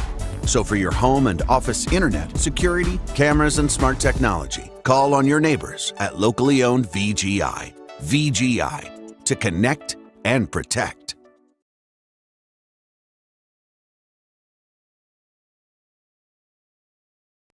At VGI Technology, our mission is to connect and protect our communities using innovative technologies while providing an exceptional customer experience. Everyone on our team took part in creating this mission statement, and everyone on our team is committed to stand by every word. So for your home and office internet, security, cameras, and smart technology, call on your neighbors at locally owned VGI. VGI, to connect and protect.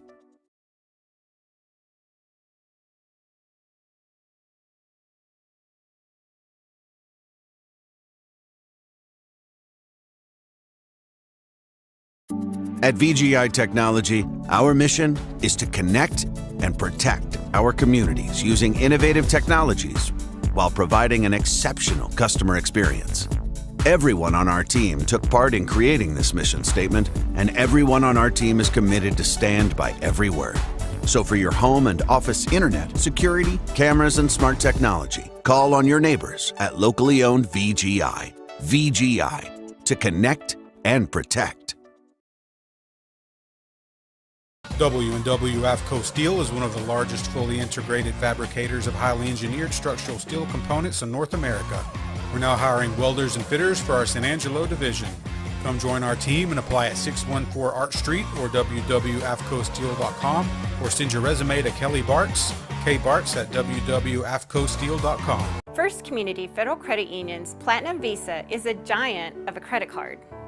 With great low rates, no annual fee, no balance transfer fee, and even a rewards option, First Community's Platinum Visa is the card for you. With security as a high priority, you can lock your card in case it's lost, stolen, or just to limit its use.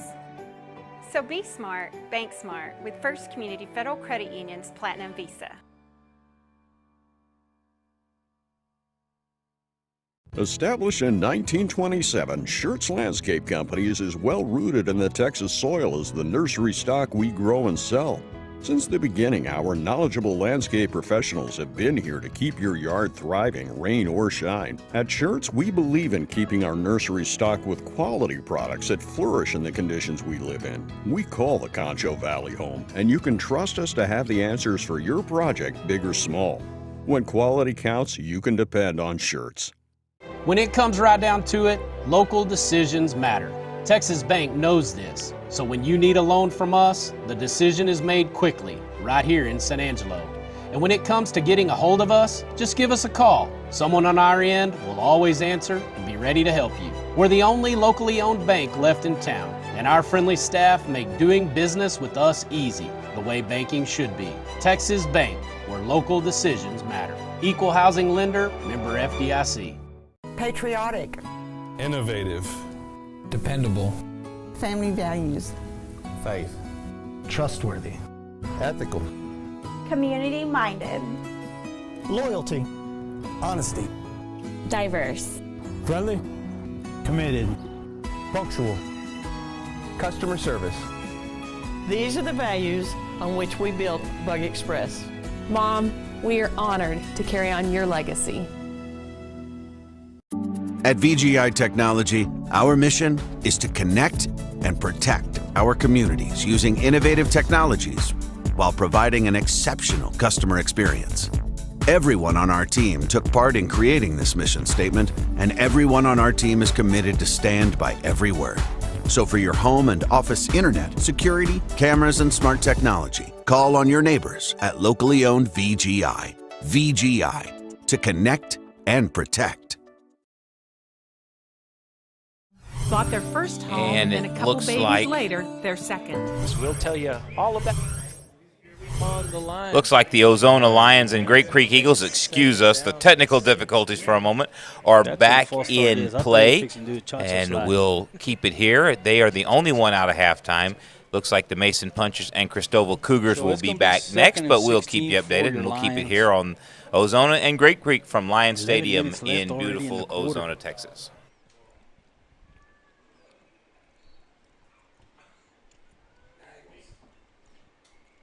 Here we go. Yes. Oh, man. I thought Did he he'd catch that? No. No. It's going to be third down. They're treating him like a Dallas Cowboy. Turn on these lights real quick. I can't see this computer. What was the guy that caught it in the end zone and they said he didn't catch Biz it? Bryant.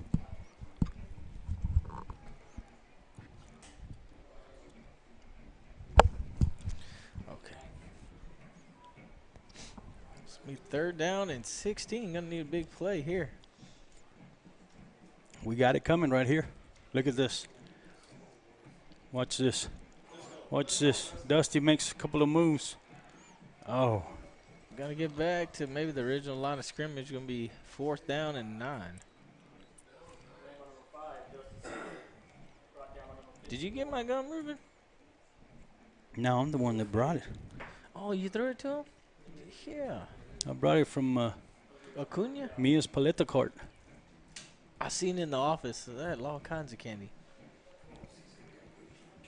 All right. 4th and 8 is where we're at. 10:35 left in the quarter. Oh, no. Oh, man. We're going to make it happen right here, though. Watch this. Watch this. He gets a kick. At least he got the kick off. And he's going to drop it. Oh, no. So they're going to get the ball on Ozona's 10-yard line? Yeah. I honestly thought he was going to drop it. It would have been great if you talking about the punter or the guy Yeah. trying to catch it? The guy trying to catch it.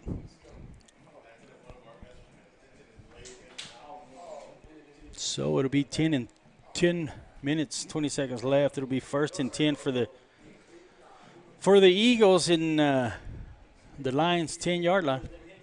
Trying to figure out what they're talking about. They're switching balls. Oh, okay. First down and go. Yes. Well, the defense been doing a good job all night. This will be one of their tests right here, Quentin. Yes, sir. This close to the end zone, and I see helmets flying. But Be second down and go. 1st and go. Or were they already? yeah, they're already first. See where they're going to mark it. Second down and 2.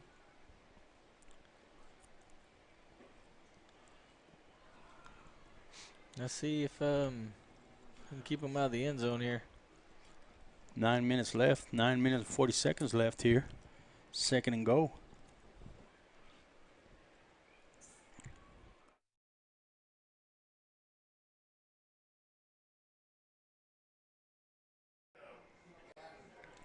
Oh, he stopped him, Quentin. They're going to lose a yard. Yes. Shouldn't the fans be screaming right now? Yes. What's that song? That's what they need to sing. The fans need to sing when they're this close to the end zone. They need to sing the "Take 'em Back." Ooh, ooh, ooh. No, y'all don't know nothing about Rocky Balboa. You're too young. 9 minutes left here. 3rd and go.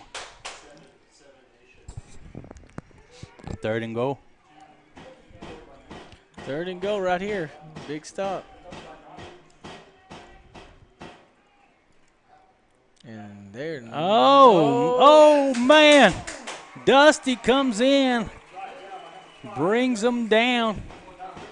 Only 4th down, and did they lose another yard? No. No, they 4th and stayed 3. about the same. It'll still be 4th and 3.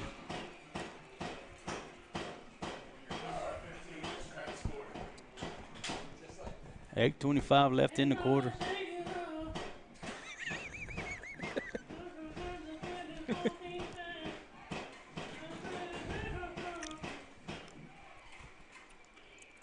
Fourth and 4. I don't know what it is. I can't see from here. 4th and goal, baby. We're going to stop them. We got to stop them. And they're going to go down the middle. No. Oh, and they're going to meet. They're going to meet. Number 2. Number 2 right there. Who's number 2, Quentin? Number 2 is Logan Thompson. Oh, my goodness. This man's got to chill out with that.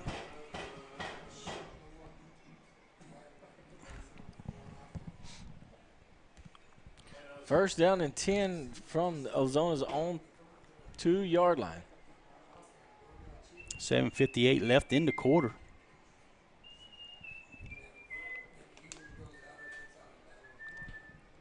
You're right about these boards, Quentin. All right, first down 10. Let's got Hudson back in at quarterback. Uh-oh. And it goes out of bounds. And that is going to be a safety against the Ozona Lions.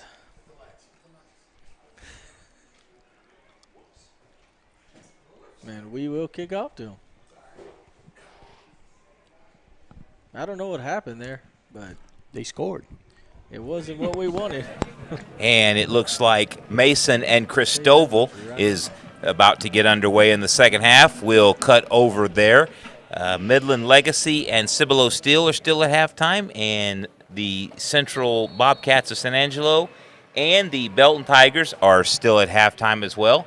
That one will probably come back to air last, as the Belton band is still on the field. The Central band still yet to perform. So we'll keep you updated. We're going to go back out to Ozona Lions Stadium as they lead the Grape Creek Eagles now 15-2. After that safety. I don't know about that, Quentin. I don't know about that.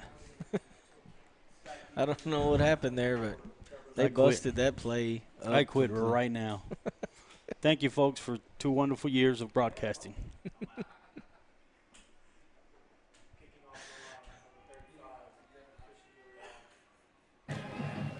While we await the kickoff, want to do a real quick shout-out.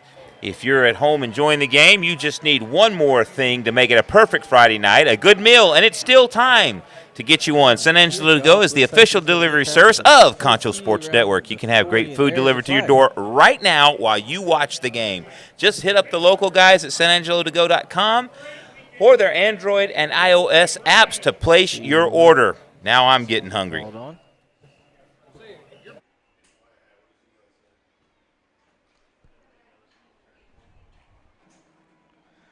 Wow, blocking the back. Bye. Grape Creek's going to move them back.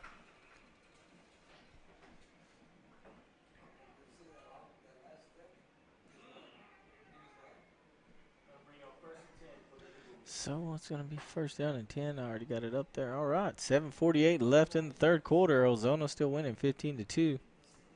Defense is going to take the field.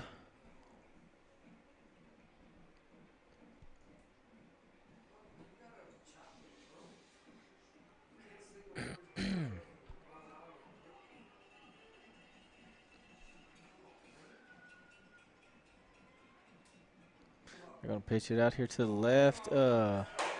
Michael Daniels in there to almost make the stop. Rigo Treto grabs a hold of him and brings him down in the backfield. Looked like great defense right there by your Ozona Lions.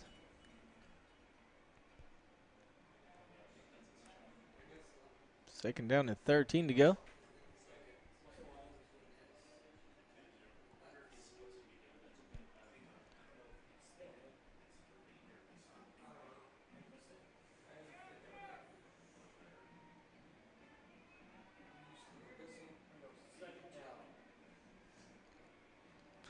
See if defense come up with a big stop here. 7 minutes left in the third quarter.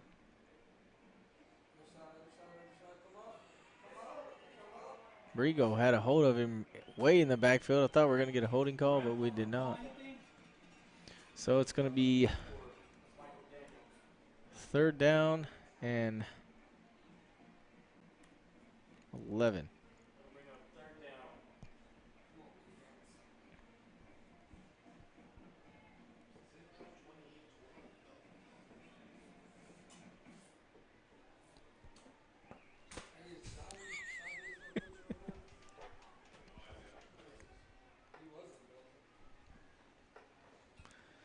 3rd down and 11. See if the Lions come up with a big stop here.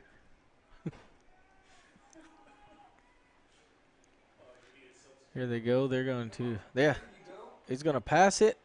Oh, it is interception by Dusty Smith. What a great catch by Dusty, covering his receiver. Man, Dusty's got some ups.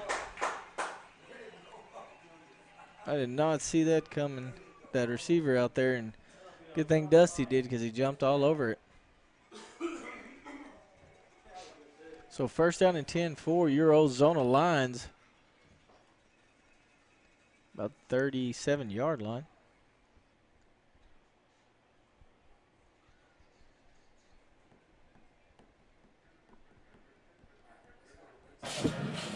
Once again, we want to say thank you to all of our loyal fans watching the Friday Night Red Zone, brought to you by W&W AFCO Steele. Dusty Smith's looking to pass the ball. Ozona now going to throw deep off the trick play.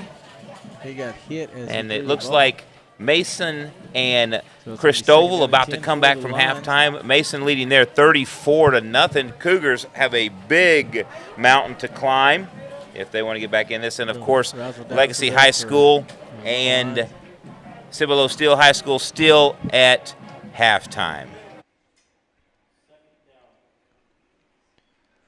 5:55 left in the 3rd quarter here. The Lions still leading 15-2.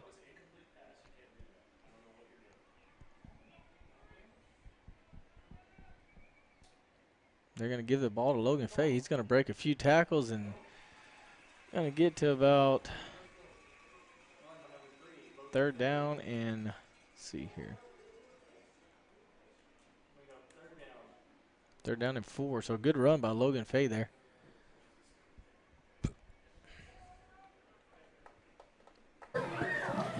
Let's take a moment and take you over to Jack Pardee Memorial Stadium, where the Cougars have just kicked off to the Mason Punchers. Again, he's going to get a first.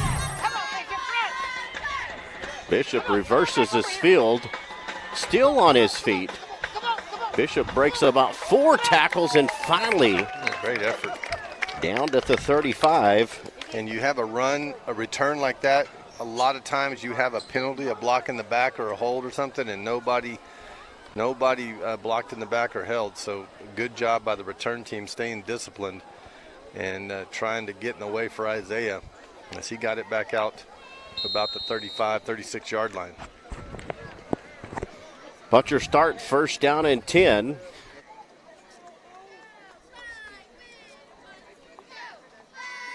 Wofford, the quarterback, with 3 backs in the backfield. Just the start of the 3rd quarter. Appreciate you joining us on the Hill Country Sports Network. Pitch back right side to Todd. Great blocks ahead of Ryan Todd, then ran out of bounds near the 1st down marker. Not going to be near enough. Going to be about a yard shy or 2 of the 1st down marker. But again, great blocks outside of sealing that edge. Has picked up a good block on the defensive end, Sebastian Salinas. And the Punchers with a 2nd and 4 from their own 43. And it looks like the Ozona Lions are about to move into the red zone against the Eagles of Grape Creek as they lead 15-2. We'll get you over there in just a moment. It looks like Mason is about to move into the red zone over in Christoval. Chop, block below the waist out on the edge out there. I believe that's one of the things they're trying to clean up. And so, there's going to be false start, number 24, Jacob. So it's going to be moving back 1st down and 15 here. Caden Carpenter. Still going to be 2nd down.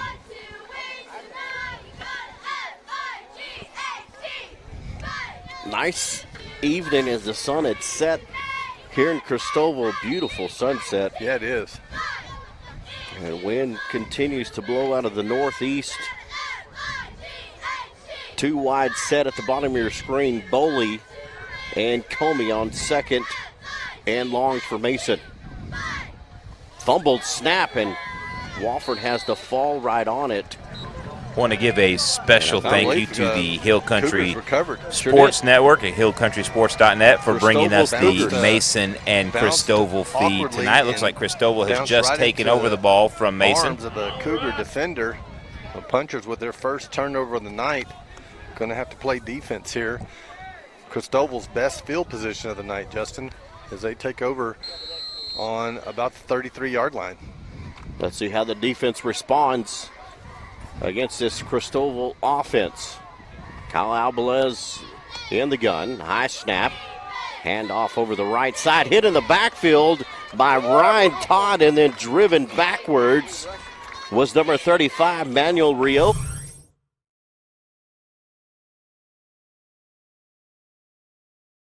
Gonna be good run there.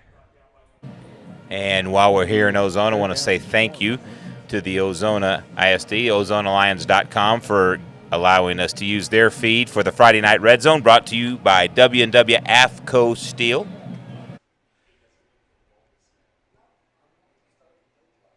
See if we can get us a big first down here, get in the end zone. And Legacy and Cibolo Steele fixing to kick off from Astound Broadband Communication Stadium. We'll get you over there should they have a red zone opportunity. And a special shout out to Midland Legacy superfan Christina Sauls, watching the Red Zone Network from Midland, Texas tonight. Plus the play turned into a first down here. First down and 10 for your Ozona Lions. They're in the red zone. See if we can first down and go. Or no, not first down and go, sorry. First down and 10 from the 14-yard line, 13-yard line.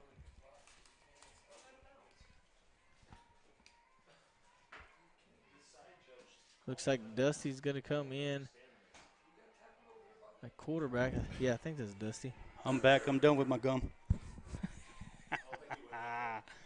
A minute 54 left in the quarter, folks. Number 5 is going to keep the ball. Dusty's going to take it all the way in for a touchdown.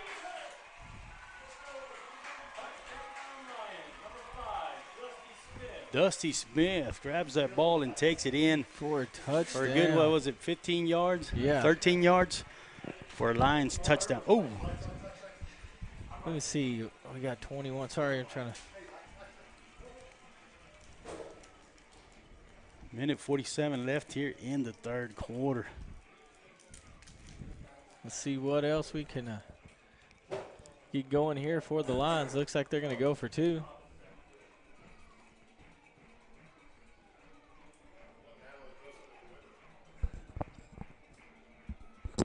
They're going to give it to Robert Barrera. He's not going to make it for the 2-point conversion. They Ozona jumps on top of the Eagles 21-2, missing what appeared to be a 2-point conversion. So we're going to get you back over to Christoval, Texas, Jack Barty Stadium, where Mason and the Christoval Cougars. And looks like Christoval has now moved inside the red zone, so we'll keep it here for a little while. Christoval desperately needing a score here in the first time in the red zone for the Cougars. Tight bunch, trips to the left. Alvarez rolling left. Steps up in the pocket, has a man in the flats, complete. Number 20, J.C. Williams. And Williams close to a first down. Where do they spot the football? About 2 yards shy. Yeah, got about 8 on that play. Ball's right around the 11. Second and a short 2 from the 11 after that pass completion. Same formation the other side. We'll see if he sprints out to the right. He does. Little pitch. Joyner on cutback. The carry. Joyner is going to be the end of the end zone, and it's going to be a touchdown for the Christoval Cougars. Nice cutback against the grain. Brought it all the way back to the left side after that pitch to the right, and found his way into the end zone. And it looks like a turnover from Astound Broadband Communications Stadium as Legacy was driving, but Cibolo Steele with the turnover, and they will take possession. On Steele, which looked like the return man was going to be bottled up in the far sideline, not going to get much of a gain, but instead he kind of wiggles his way out of a tackle, makes his way all the way back across the field. And here's the Whitecap, my friends.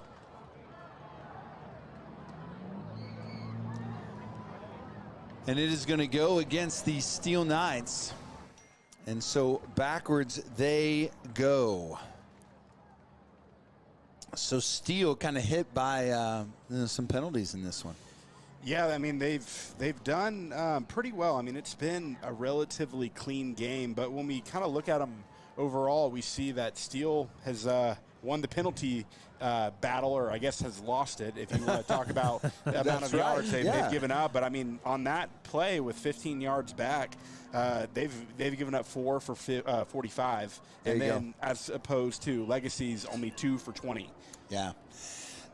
That's the difference in ball games, though, a lot of times. I mean, Steele with the lead right now. They're by a touchdown, but they're pushed back. They're going to be at their own 9-yard line. And so the give is to Jaden Bailey, and he's got nowhere to go. He wants to get into the interior, but Chase Barton, wearing the number 37, flattens him out quite literally. Down goes Jaden Bailey. Chase Barton, that's his 4th tackle of the night, just stands in the gap and just picks Bailey up, drives him backwards. No gain for Jaden Bailey. And now Warner's going to throw. He's got Perez near side. It looks like the Belton Tigers and San Angelo Central Bobcats are fixing to come back from break here in just a moment. So once that game kicks off in the second half, we'll bring you more action from it as well. But for now, we're going to leave it here with the Legacy Rebels and the Cibolo Steele Knights. Him out of bounds, but he was not already out of bounds. I mean, he was – the tackle started and pretty much finished in the field of play. Wave it off, good. Nice. I think that was a smart. I think that was a fair call. I mean, yes, the receiver got slung pretty far out of bounds, but yeah. But I mean, the tackle was in bounds.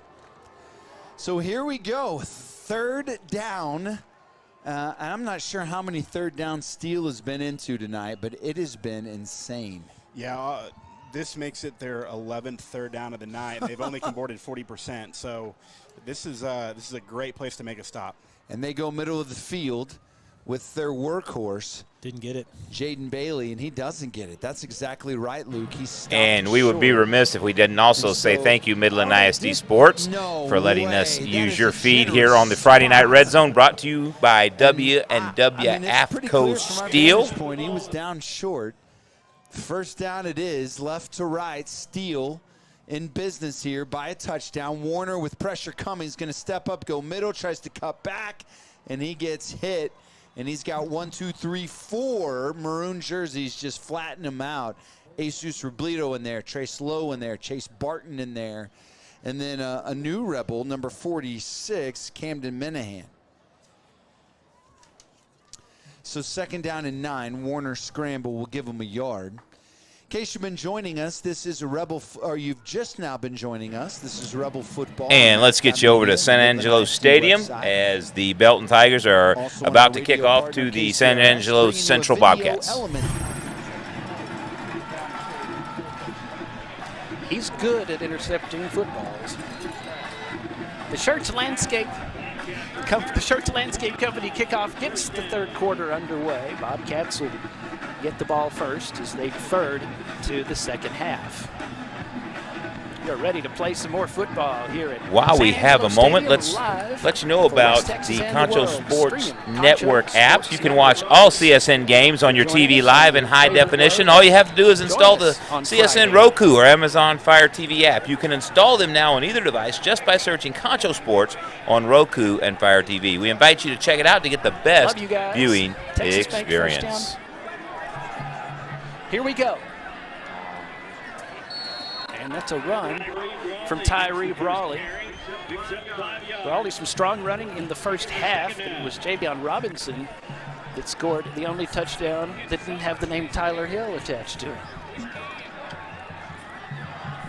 Second down, just underway third quarter. 28-12, Cats lead it. And they keep a brisk pace on the offense. This team has had trouble with that, this Belton team, this year. Across the 30 to the 35-yard line, it's Tyree Brawley, and he is close to a Texas Bank first down. Looks like the Grape Creek Eagles got a little something going on down at Lions Stadium in Ozona. Let's take you there for a moment. Finally got them. They've been trying it. 10:56 left here in the quarter. Lions 21. Eagles 2.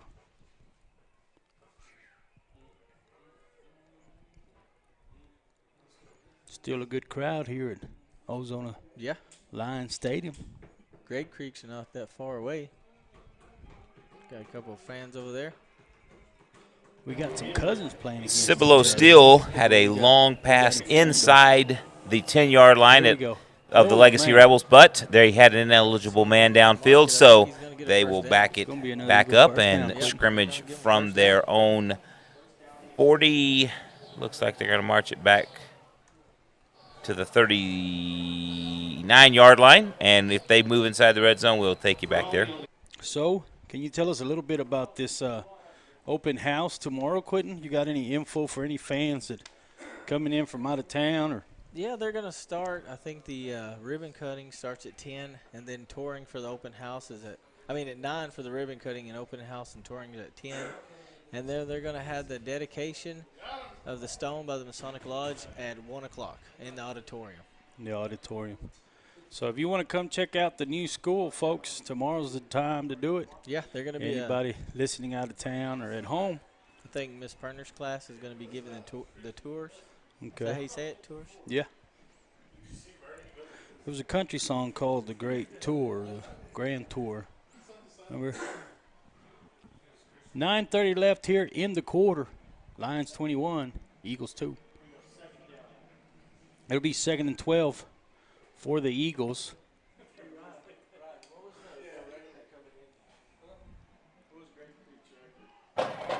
Over in momentary delay in the stream. Hope from San Angelo as the Belton Tigers have the ball at their own 40-yard line. We're keeping an eye out over in Ozona and out in Christoval now. Would have been 2 points. Short pass right, caught, heading to the sideline and still on his feet. And that'll be another first down for the Tigers. Texas Bank first down for Sean Snap.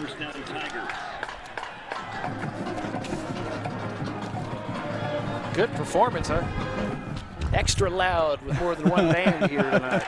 It was pretty loud there for a while.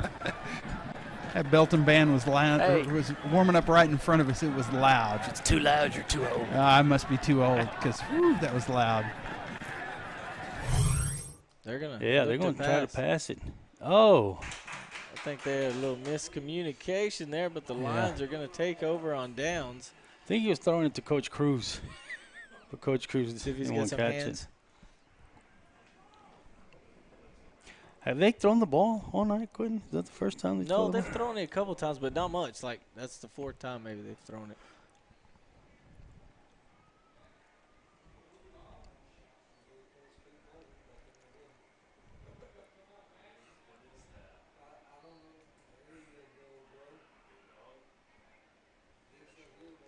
Looks like Hudson Fowler is going to go in at quarterback. Got Matthew Daniels split out here wide, number 7. I think they're going to let Hudson try out that arm the rest of the night. Oh, maybe not. They're going to give it to Dusty. Dusty's going to go to the 40. He's going to go to the 35, 30, 25, 20. He's going to go to the 15, and they're going to push him down and be down at the 10-yard line. Ozona now, as you see it live, moves into the red zone just outside the 10-yard line. We'll keep it here. If any of the other games move into a scoring opportunity inside that 20-yard line, we'll take you there.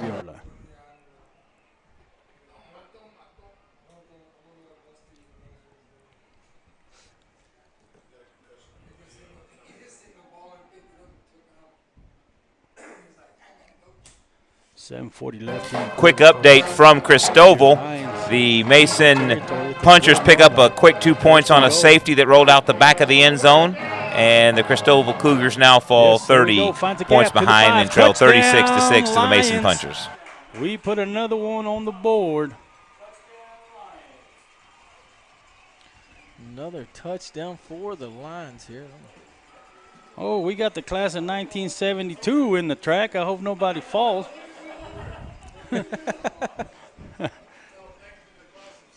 Yeah. Class of 1972 on the track. We're going to need a trainer to go down there. We got people cramping up on us. That man ran out of his hair. I think the Lions are going to go for extra point. And in San Angelo, the Central Bobcats have held on 4th down and will take over now.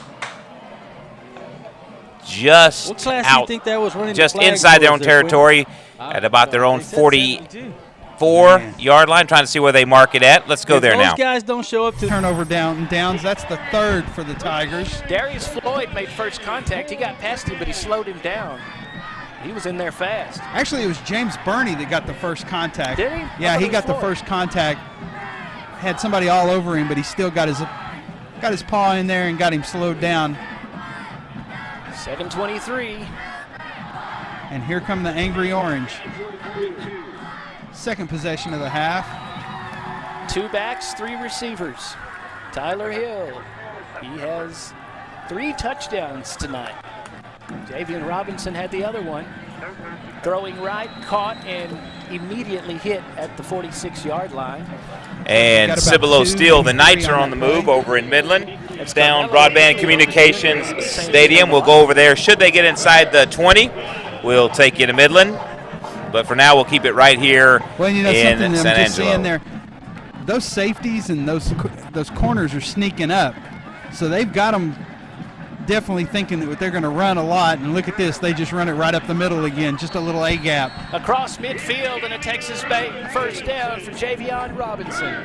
Good 1-2 punch with Robinson and Brawley. And this is exactly what Coach would probably want. A long drive. Let's get a drive going. Use up clock. Wear those linemen down. Those D linemen, you keep them on the field. Start leaning on them a little bit. Hill looks to the sideline. Robinson stands to his right with 4 in the flight pattern.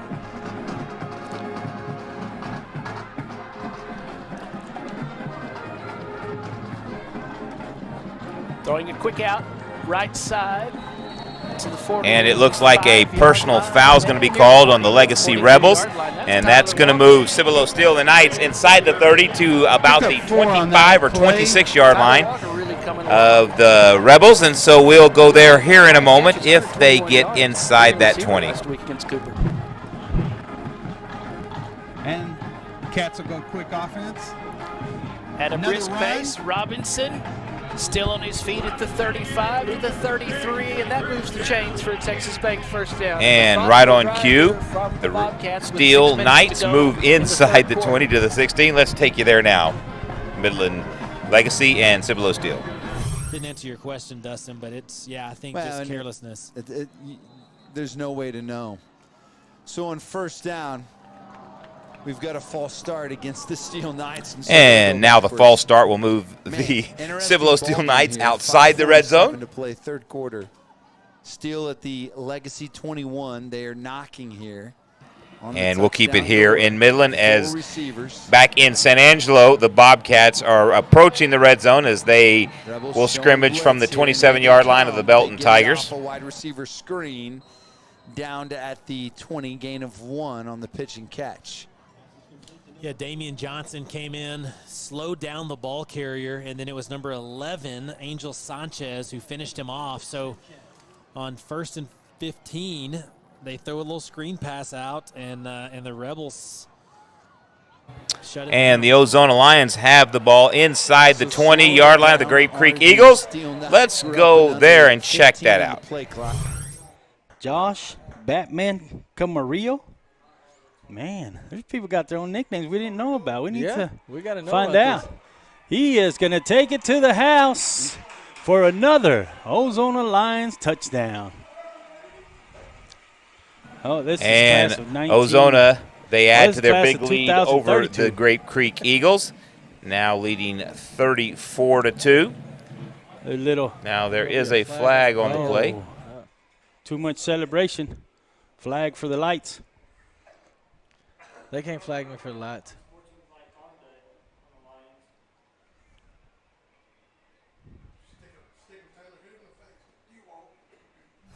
It's either having him be on the side or rolling out, throwing towards the sideline. 3rd and 14 from the 20. This is big, fellas. And we have something's going on here. Jamar Roberson's putting the I didn't do it hands up in the air. They just kicked Jamar Roberson off the field. They literally told Jamar Roberson, get off the field. So Max Vera is going to come in. No, Roberson will come back. And let's go back to San Angelo for the moment. He ran to the sideline, changed the screen, dumps it off. Yeah, 30-yard line, 25. They're making up ground to the 23-yard line. That's Amiglio again. He had, I think, 1 catch last week. He's getting after it tonight. He had 1 for 12. Nice screen. He comes right over behind his lineman. If Cummings could have got hold of somebody there, we'd have still been running, but he was downfield looking for somebody. Over in Christoval, the Mason Punchers now leading the Cougars 43-6. So that one rolling left, getting out of control quickly. In and out of the hands of the intended receiver. Cedric Fuentes there, slipped and fell. 3rd and 13 for the Bobcats, 4 minutes.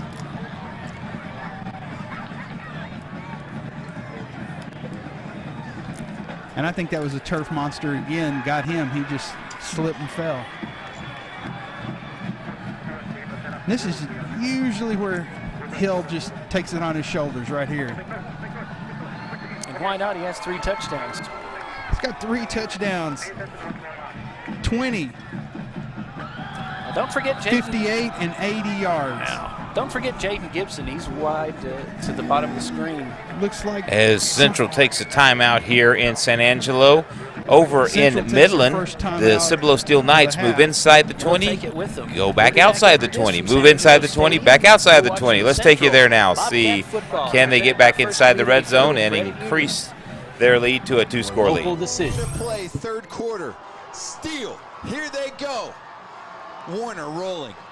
All kinds of rebels chasing him down. He gets the ball off. It hits the turf, but we have flags. We have flags before Warner threw the football. 1 flag back here at the 33. Yeah, I think that's going to go on Steele, and it'll be declined. And it is indeed against Steele, and it is indeed declined. So, guys, what a stand there by the Rebel defense. Tell me what you saw. Well, they're just rolling the pocket out and trying to keep the pocket in front of Warner because they're not able to allow him, or they're not to stay in the pocket and throw the football downfield. So they're trying to buy him time, but the Rebels. And as soon as we come out of break back in San Angelo, we'll go to that game as we just had a big play happen via the penalty flag. Hold on just a moment, we'll get you there. Throw middle. He's got the big fella Jordan Williams, the tight end being used. Throws. Hill. End zone incomplete, and there's a flag. Carmelo Amiglio, the intended receiver, in the end zone, and the flags fly as Desmond Adams was on the coverage for Belton. 13, and he's tugging on that jersey as it goes down. Since you're from Brownwood, we have mentioned Brownwood every. Bob Shipley, former Brownwood coach, was athletic director at Belton. With the Longhorns, yeah. Really good guy. Over in Ozona, quick update, a turnover, and the Lions will take over right at about the 50-yard line. We'll get you there should there be a scoring zone opportunity there. Red zone. Long drive here. And you know this is where the conditioning in the summer starts to show up. You've got those D linemen that have been out there a while. You've got those O linemen that have been out there a while. And we've got a stoppage of play here. Not sure what's going on. Your referee tonight, Dan Robertson. With 3:54 to go in the third. A 16-point lead for the Cats. 23 would be a nice lead. They can complete this drive. It's a running room up the sidelines and finally knocked knocked out Christoval of with bounds. a rare scoring opportunity tonight coming up. We'll cut there and Nice go back run. and forth between Catcher Joyner the again. Central Belton game and the Mason Christoval game. Sealed the outside, and Ryan Todd able to knock him out of bounds. Clock will continue to roll in the fourth quarter. And who would you hand it off to here? I'd give it to the big boy. Albalez in the gun. He'll do just that. He'll hand it off to Joyner up in the middle. Barreling his way in towards the end zone. Did he get in? Close. They He give it did. to him. So a score for the Cougars. Right up the teeth, right into the teeth of the puncher defense. And got it. Can still get a first down. And now the Belton band really making some Oh, noise. yeah, the Belton band's letting them hear it. Well, I don't think it's going to get Tyler Hill rattled. Hill wants to throw for the end zone. Oh, in and out. Incomplete. Tried to hit Fuentes. Caden Carpenter motions a man left.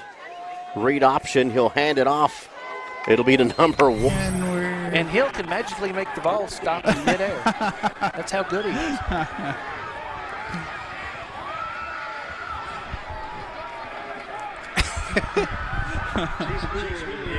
It's magic. All right, here's Chase Miller. It's Miller time. 27-yard attempt here.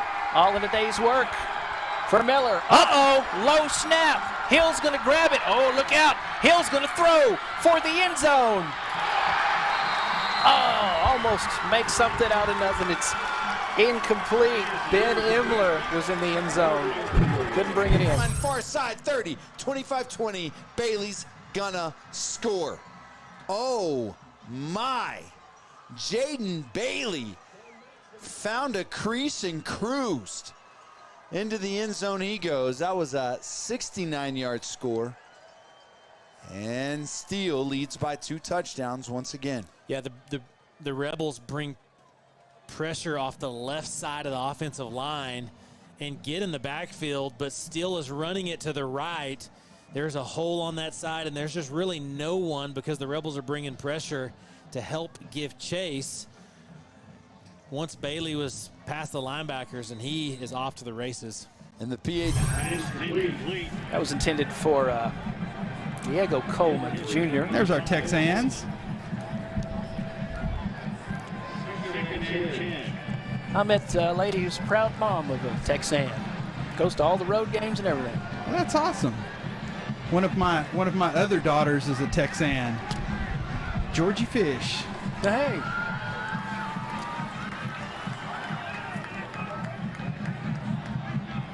Snap to Ty Brown. Look out.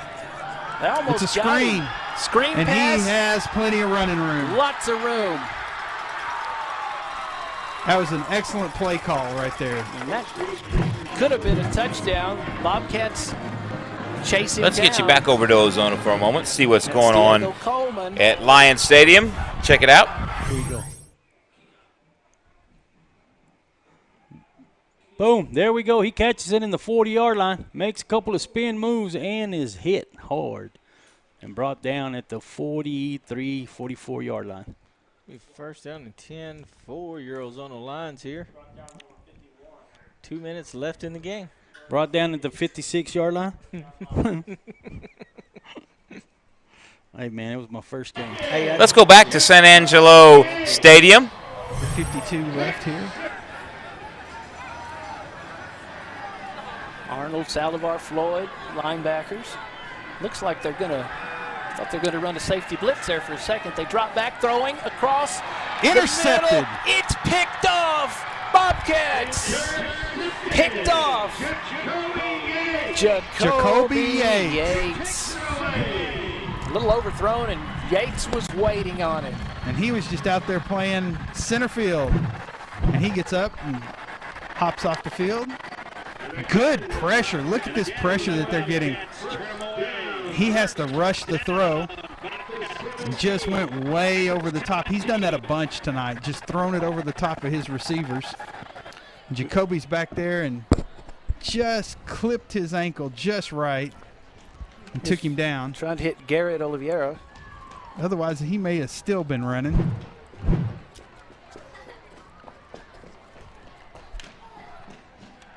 Oh, and they trash can the ball. I was wondering what was going on. Looks like a big play inside the red zone in Midland. Let's go there. Line of scrimmage, but there is a flag. Oh, my goodness. Back at the 30-yard line. That is soul crushing.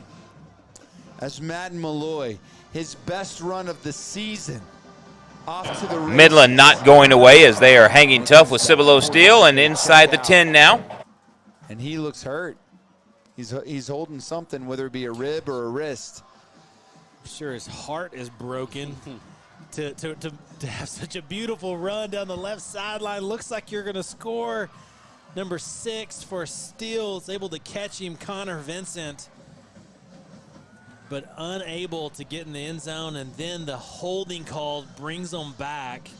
Tough break. Yeah, so it's 2nd and 20 from the 16 now. 4 receivers. Davila to throw, looking, lots of time, all day actually. And he tried to just dump it off a little casual to Brito. Flag on the play, Brito can't hang on. I think that goes against Steele. What do you think? I think it does, and we see number 5, Marcus Davila, laying on the ground after the play. It looks like it was a late hit. Yeah, I think is roughing on the passer, so they hit Davila. We will see you next week from Miles, Texas.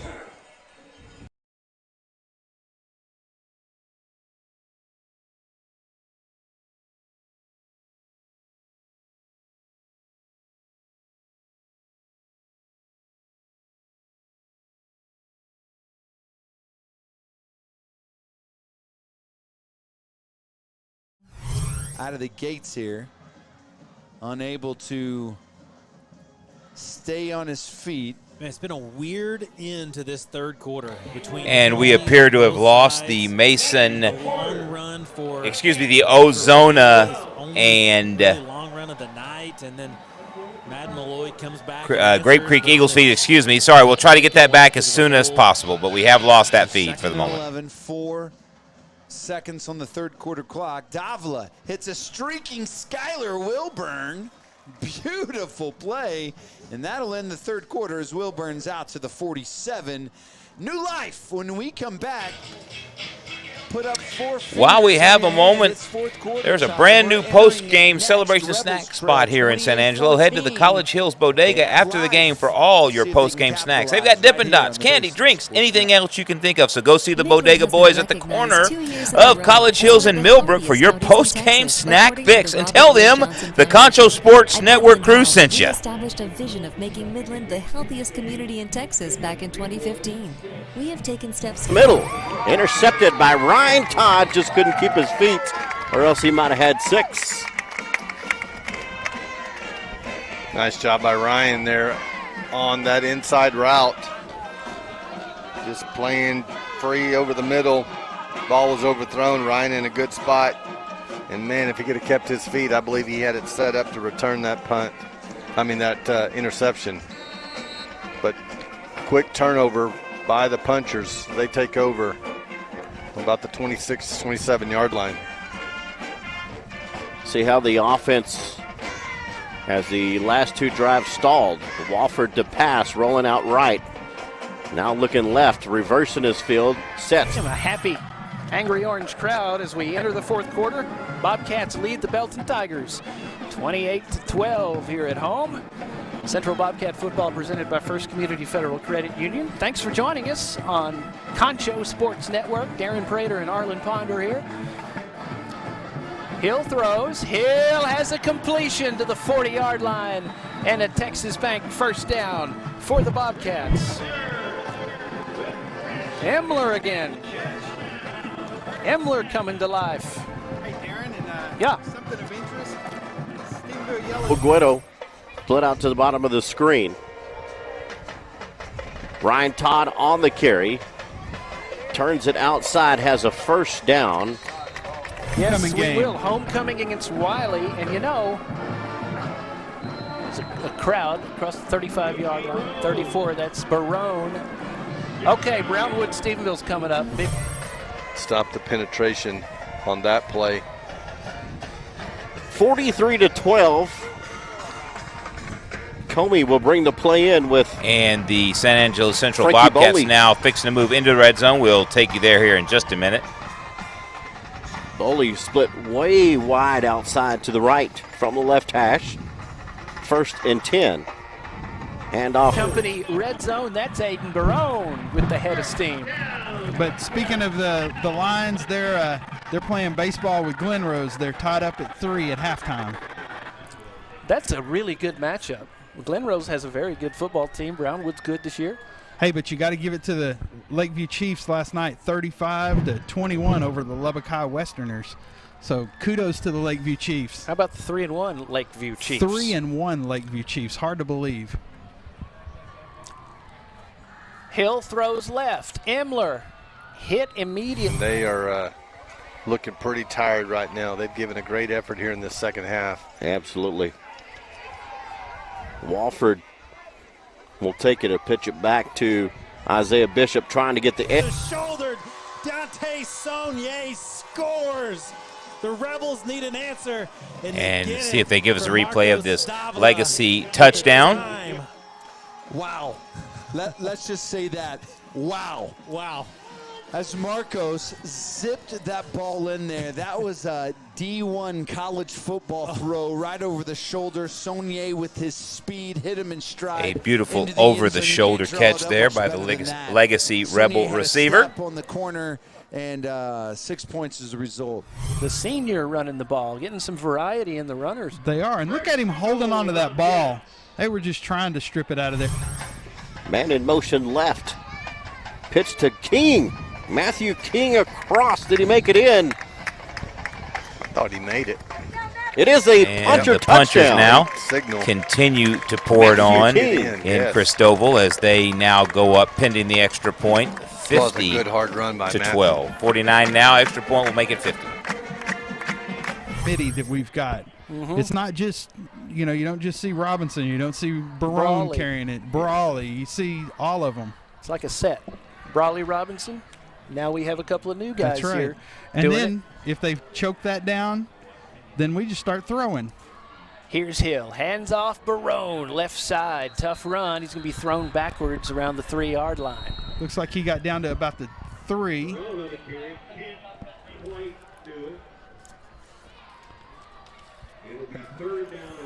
Third down and goal from the 2, I believe, or maybe the 3. See if they can punch it in. Run away with this one. Let's not make it too exciting. No, let's don't get it close. So it's going to be about 2.5 yards. Trips bunched up to the near side, and Hill takes the snap. Hill looking to throw, steps up, end zone, got a man. Did he bring it in? He Touchdown. did. Touchdown, Bobcats. What an outstanding catch by the young receiver in the back of the end zone for the Central Bobcats. See when they show us a replay of that. What an outstanding catch. So many weapons if they can just execute. Yeah, Kevon Rice wide open. Yeah, dragging his feet, hung on to the ball. And he doesn't have to get 2 in. He's just got to get that 1 in and maintain. And there go the lights. It's hit the lights time. As Chase Miller. And we'll keep you updated over in Midland as the Rebels now trail by just a touchdown to the Knights from Cibolo Steele, ranked number 8 in the state of Texas.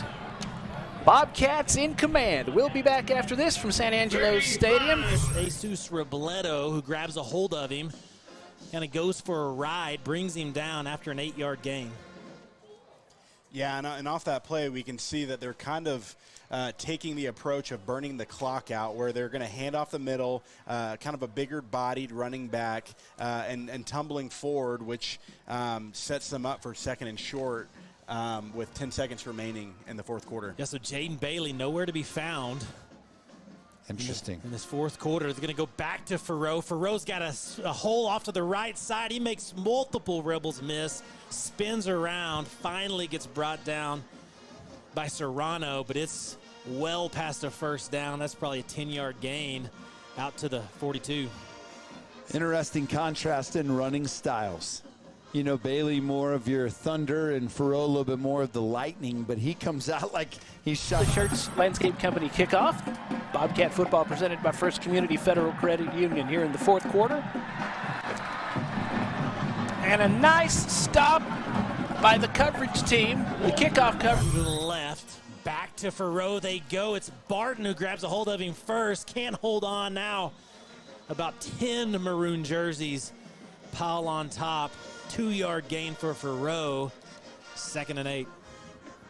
Yeah, it looks like he took the handoff up the left side again and gets about 2 or 3 yards before making it. To the Amarillo High Sandies 10.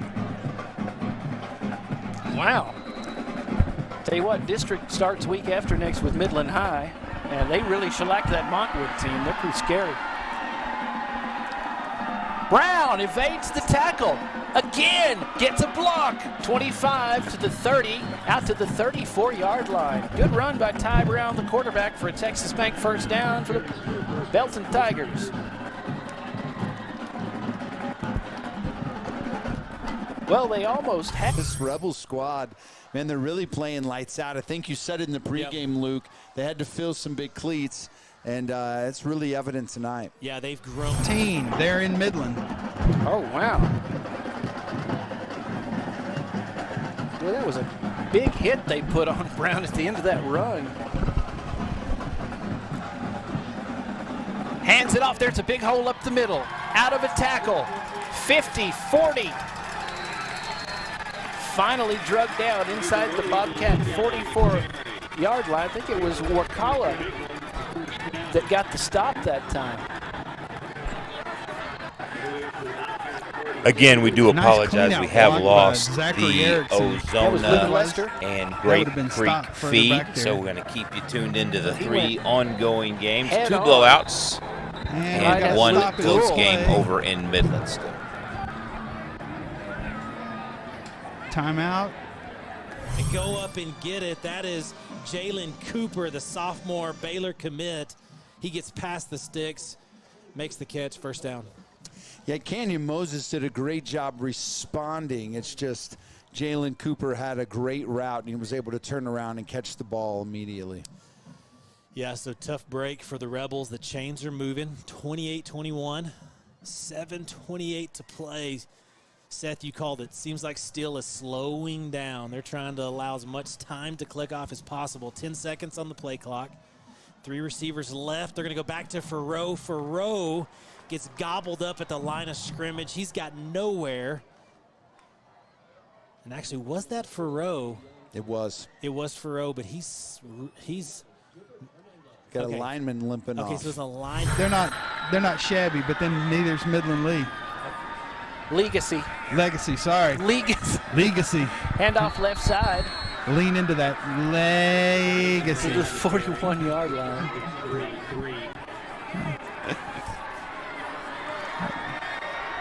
Some of those mini little Southwest Conference folks that we've got.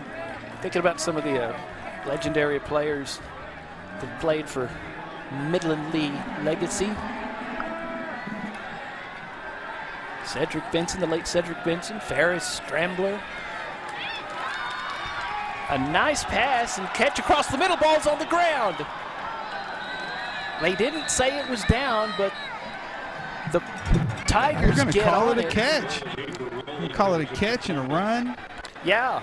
That nice strip. Diego Coleman caught it and lost it. And a heads-up play there from Jay Barola to get the ball. Texas Bank first down just outside the Schertz Landscape Company red zone. What? The hold? Oh, got a hold. That's going to pull all that back. So never mind. Yep, blows that play for him.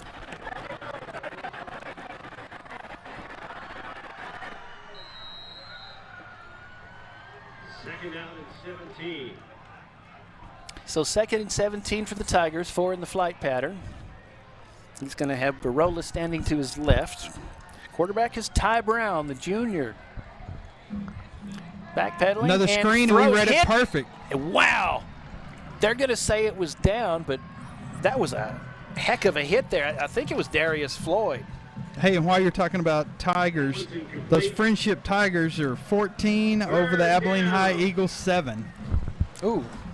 3rd quarter. Yep. We whooped Friendship last year on paper. On paper. That's what happens whenever you play an ineligible player. Like one of the best teams that ever played football in Texas high school football, the Carter Cowboys, don't exist. That's right. On paper. Jesse Armstead played for him. Here's Brown. Left side. Caught 40 to the 46. That'll be a Texas Bank first down for Diego Coleman, the 6'1", 189-pound junior with first down. Got just under 6 minutes left in the game. If they intend to make a comeback, they better get on it. It'll be 4th down and 3. 4th down and 3. 4th down. Under 6 minutes to go. They got to go for it. Time is of the essence. Tigers will put it all on the line. Their 2 wins have been at home. Their loss was on the road against Brenham. Throwing Brown. And it's knocked away. It's incomplete. Another turnover on downs. And the Bobcats get the stop thanks to Jacoby Yates. And the Bobcats take over. Well, Yates that is their 4th turn. To call it no-fly zone. No-fly zone, that's exactly right. No-fly zone.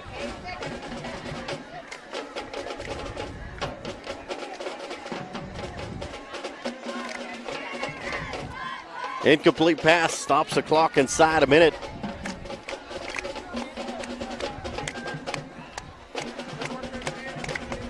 Second and 9. Swing pass, far side.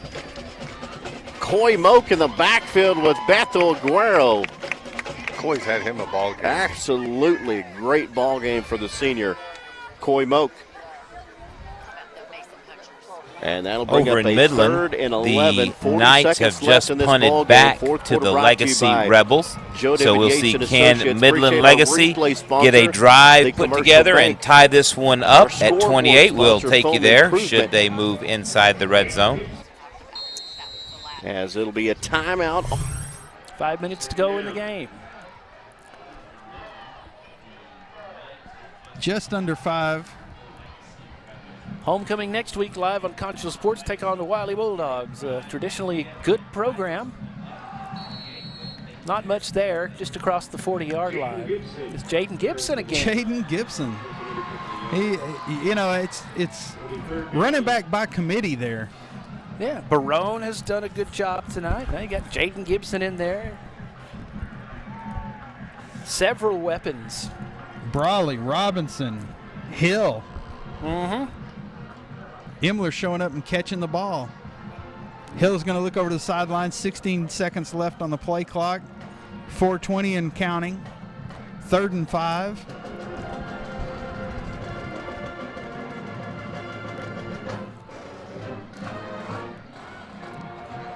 And left he's side, gone. 50-40, and they will bring him down. That was just a nice little swing pass out of the catch and run there, swing pass out of as the Bobcats fixing to move into the red zone in San Angelo. Let's take you back to Midland, where the Legacy Rebels had a little something going, but now a sack has put them in a hole. And again, running the same play they just made the first down on. He's looking at Aiden Serrano, who was open, but he hesitated, and that hesitation cost him about 4 or 5 yards. And the Christoval Cougars are driving. We'll get you over there. He steps up in the pocket. He's got a man. That's Brazel. If they get closer. Slows down just a hair. And number 6, the cornerback, Connor Vincent, breaks up the pass. It's 4th down. Yeah, and looking on that play, it looks like the defensive line kind of got to him off of the edge. But Marcus Davila steps up, makes a quick, deep play down the left sideline, but it was just slightly. And San Angelo with a quarterback change as Ben Emler takes over for Tyler Hill. Steele's going to call a timeout. Actually, let's keep it right here. It's 4:37 to play in the game. We don't want to go to timeout and then desk with us. We both forgot to print one out, but Emler's in at quarterback now.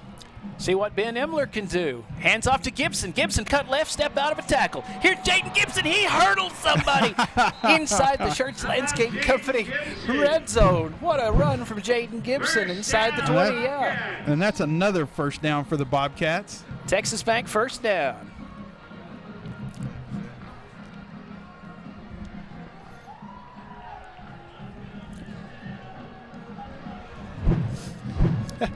Braylon Roundtree down there. Looking to the sideline, see what they're going to do. Is Emler is taking over for Tyler Hill, who's been a scoring machine tonight. And some of the Belton fans are starting to make their way out of the stadium.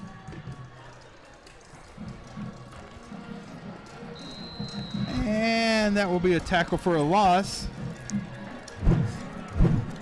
Texans. And we're going to flip you back and forth between this game and the game in Midland between Legacy and Cibolo Steele. The third game we still have a string to Mason and Christoval, 50-12. Mason leads. That was Ethan Arundel, the 6-foot junior. Not going to have the bounds. That's going to be a pass interference as flags come down. Number 5, Levi Deshnia, who's had a great game, is going to get called for the pass interference. Wow, and in that formation, they have the running back hanging out there. Instead of wheeling out, he decides to block instead, give Davila a little bit more time, and he lobs one up. And I mean, this and 1 minute left over in San Angelo, so if the Bobcats get closer to the red zone or inside the red zone, we'll take it there, but I suspect they may just kneel it down. So we'll keep it here with Legacy and Cibolo Steele, as this is the one game still in question. First down, that was a, hey, I trust my guy more than I trust yours. Let me throw it up there and let him make a play. First and 10, 2 receivers on both sides. Davila's looking to his left now. He's got a little bit of time. He's going to throw it deep to Saunier. Saunier and the cornerback wrestling over position. That ball's going to fall incomplete.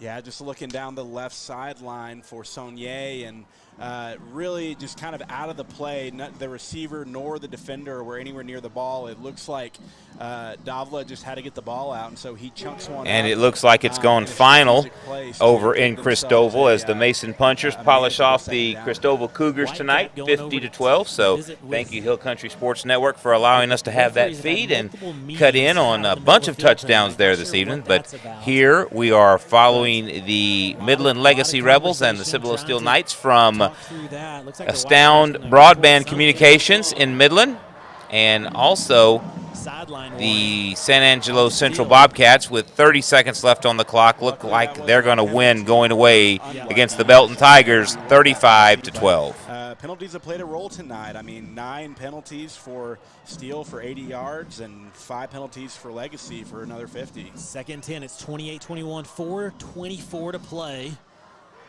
Davila, he's got a little bit of time. He's going to throw it, just a real quick stop route to Skylar Wilburn. Wilburn's going to hold on to it. Going to pick up 6 yards. 3rd and 4. It looks like there was Wilburn wasn't necessarily Davila's first read on the play as he backs up and gives a pump fake, and then he kind of points to him saying, hey, I got you. Throws the ball, lets it loose, and Wilburn comes down with a good 6-yard gain on second down. Trips right. Sony by himself on the left. They're going to go back to Luna. Luna right up the gut, gets stuffed right at the first down marker. The question is, does he get it? It's going to be really, really close. He had a full head of steam, and it was Makai Williams who just stopped him dead in his tracks. First down. They're going to give it to him. Huge play from Luna. The sticks move. The clock's moving. It's 3:40 to play. 28-21, Davila looking to pass. He's got 3 receivers right. Just throws it out of bounds. Really had no great option. Yeah, Davila backs up, and he's looking downfield for a big play, which has been successful for him all night. And it looks like just kind of in the panic, he looks to his check down and doesn't get his feet fully down to connect that sideline pass. And that goes a little bit behind number 4 and ends up with a 2nd down and 10. 2nd and 10. Big play here. Marcos Davila waiting on the snap. It's going to be a pass play, except Steele is going to sack him. They're going to get in the backfield. They're going to drag him down. That was number 90 for Cibolo Steele. Jason Mack, the senior defensive tackle. Again, they got to be careful with this when they're looking for deep plays down the field. That requires more time. And so if you can't protect the quarterback, he's going to have some problems back there. But they've done great at it so far. But it looks like it's going to be a challenging 3rd and about 17 from the 50-yard line. Trips right. Sony by himself on the left. Davila, he's going to have a little bit of time. He's looking downfield. He's got number 1. That's Skylar Wilburn. Skylar's probably going to be a little bit short. That was actually, and it's gone final at San Angelo Stadium as the Central Bobcats, given little hope of winning this one, managed to not only defeat but handily put away the Belton Tigers 35-12. So we're going to keep it here live in Midland as this is our last game of the night, still in doubt. Because we haven't seen Breck Stevens out there tonight, so not sure what that situation is. Want to say once again thank you to W&W AFCO Steele for sponsoring the Friday Night Red Zone yet again, and they are hiring welders and fitters now. You can apply at 614 Arch Street or online at www.afcosteel.com. Skylar's got 3 receptions for 40 yards, and one of those being as the Midland game is in timeout. Let's take you back for the handshake line at San Angelo Stadium. Best in a safe drive home. But hey, 35-12, Angry Orange wins. And a big win for Coach Kevin Crane and his Bobcats tonight against the Belton Tigers. Live on Concho Sports Network, so don't go anywhere. Bobcats win it. He had the Colby Standards. Even Mikey, to a point, would run the ball. Davila just a little bit different. So it's an interesting thing to watch here. 4th and 2, guys. Big one. Huge play here. Last time we were in this 4th down position is 4th and 6. About this far back, we scored to Sonia over the top. 4th and 2. Steele is a lot of movement early. A lot of pre-snap movement. Not sure who that's going to go. That's on Steele. That's going to go against Steele. So instead of 4th and 2 having to run that play, that's going to give us a 1st down. Man, there's been a lot of flags tonight. There's been a lot of flags, and that might have just been the penalty of the night that could determine the difference maker here. It looks like they were trying to bait the offensive line to jump off sides, and the ref called it and said, hey, you can't do that. And that's going to set them up really well. 2 receivers set. Luna to the right of Davila. He's going to throw. He's going to got plenty of time. He tries to get it to Serrano on just kind of a deep out route. But the safety for Steele comes over, makes a great play on the ball, knocks it loose. Yeah, Serrano kind of running a cross-field drag about 15 yards downfield, runs, and he looks like he's going to make the catch around the 10-yard line, but the ball was just a little bit late, giving the Steele defender enough time to bat it away. 28-21, 2nd and 10. Davila's going to go back to Luna. Luna on the right side. Looks like he had a hole. The hole collapses. It's going to be a short gain, 3 yards for Luna. 3rd and 7. Man, that hole closed quickly. Davila, center of the field. He's going to throw. Wheel route off to the sides. Serrano running the post route. Number 19, the safety who broke the play up earlier, Deontay Carter, comes over the back of Serrano a little bit early. Flag is thrown. That's going to be another pass interference. I think so, and it looks like the Rebels are already celebrating and moving up towards where the flag was, and we're still waiting on the call officially. Yeah. Looks like it. Yeah, push. gave him a push from behind. Yeah. So that's going to be a PI. Chains will move. Actually, it'll be first and goal from the 9. It's 28-21. Man, what a game we've gotten to watch tonight. Minute 34 to play. Davila and company. This is their methodical drive. They haven't had very many of them, but this one is when it counts. 2 receiver set. Luna to the left. Looks like they're going to give it to Luna, but Luna's got nowhere to go. A white jersey in the backfield immediately grabs a hold of him, slings him down. That's number 90 on the tackle, Jason Mack, the senior defensive tackle for Steele. And Luna's had kind of a rough game today. He's off 18 attempts. He's got 63 yards, the longest being 15. But in this last drive, he's made a crucial 6-7 yard gains that have set him up in this position. Second and goal. Rebels need to score here. Davila's got time, just throws it up to Brazel. Actually, that was Serrano. Check that.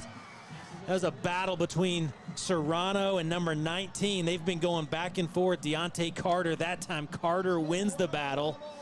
Knocks it loose in the corner of the end zone. We watched that in warm-ups. That's a ball that Marcos Davila throws well. They give him a chance there. Carter, the safety for Steele, makes a great play on it. It's 3rd and 9, 56 seconds to play. 28-21. 3 receivers left, 1 to the right. Brazel's by himself. He's running a slant. Doesn't go his way. Instead, they just throw a little screen pass out to Luna. Kind of leaves it up high in the air. Luna goes up and gets it.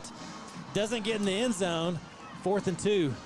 What a great play by Luna, where he's running off on a wheel route to the side, and Davila just has faith in him and throws it up in the middle of a safety and a linebacker, and Luna jumps up in the mix of them, comes down with the ball, and somehow falls forward to the 2-yard line.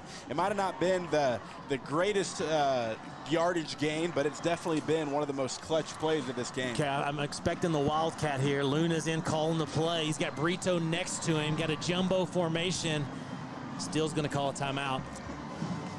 4th and 2 from the Steele 2-yard line. Legacy looking to score. We're going to stay right here. There's 23 seconds to play. Man. So this is everything that you want in a game like this. Oh, my gosh. You intentionally bring in the number 8 team in the state for pre-district because you want to get your team some looks, get them in a fight early before they go into district play, and even prepare them for next week, a big road contest against another tough San Antonio team.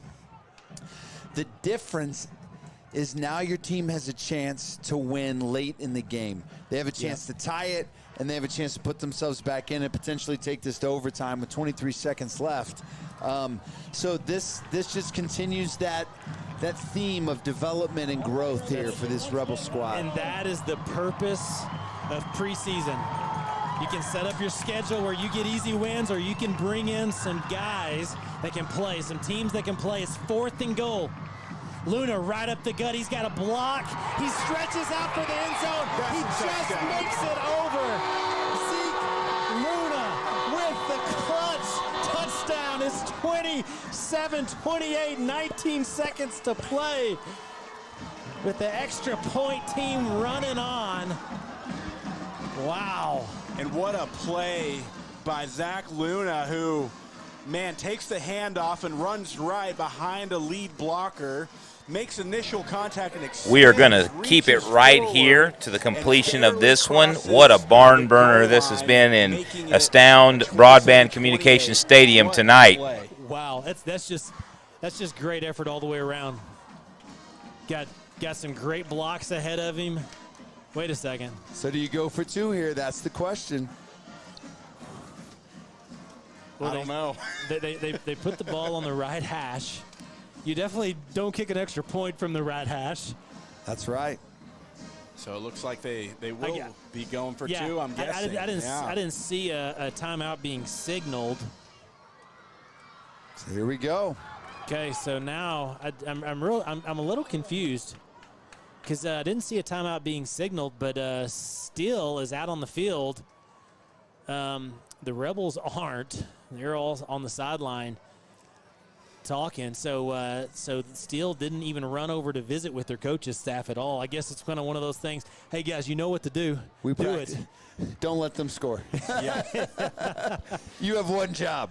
You have one job. And if you were sitting at Astound Broadband Stadium, then man, it's been quite an environment, quite an exciting night. The Rebels get down early and just hang on. And they've made this a great football game. The defense has played well. Offense has done fine, have struggled at times. But Coach Hardman, Riverboat Gambler, is going to go for 2. Davila comes out. He's got 3 receivers left, an empty backfield, 3 receivers left, 2 on the right. Ball's on the right hash. Man, Steele is like, you know what? Let's talk about it now. So, once again, Cibolo Steele, it's kind of one of those plays where you probably knew they were going to call a timeout. Like, let's just hang out. Let's see what formation they get in, and then we'll decide what we're going to do. Yeah, and play with their head a little bit, too, because, I mean, on defense, you got to be, a million different play combinations have to be going in your mind, but the Legacy, they have one in mind, something they've practiced. They know what to do in this 2-point win or go home kind of situation, but on the 4th and 2, they give it to Zeke Luna on a QB keeper to the right, and now it looks like they're bringing Marcus Davila back in to make this second-point conversion. Yeah, the Rebels don't change a thing. They go with the same formation. Ball's on the right hash. It's 27-28. They're going for 2. 3 receivers left. Davila's looking to pass. He throws a quick slant to Aiden Serrano. There's a flag on the play. Another flag comes flying in. That's going to be a pass interference. Steele waving their arms like no way.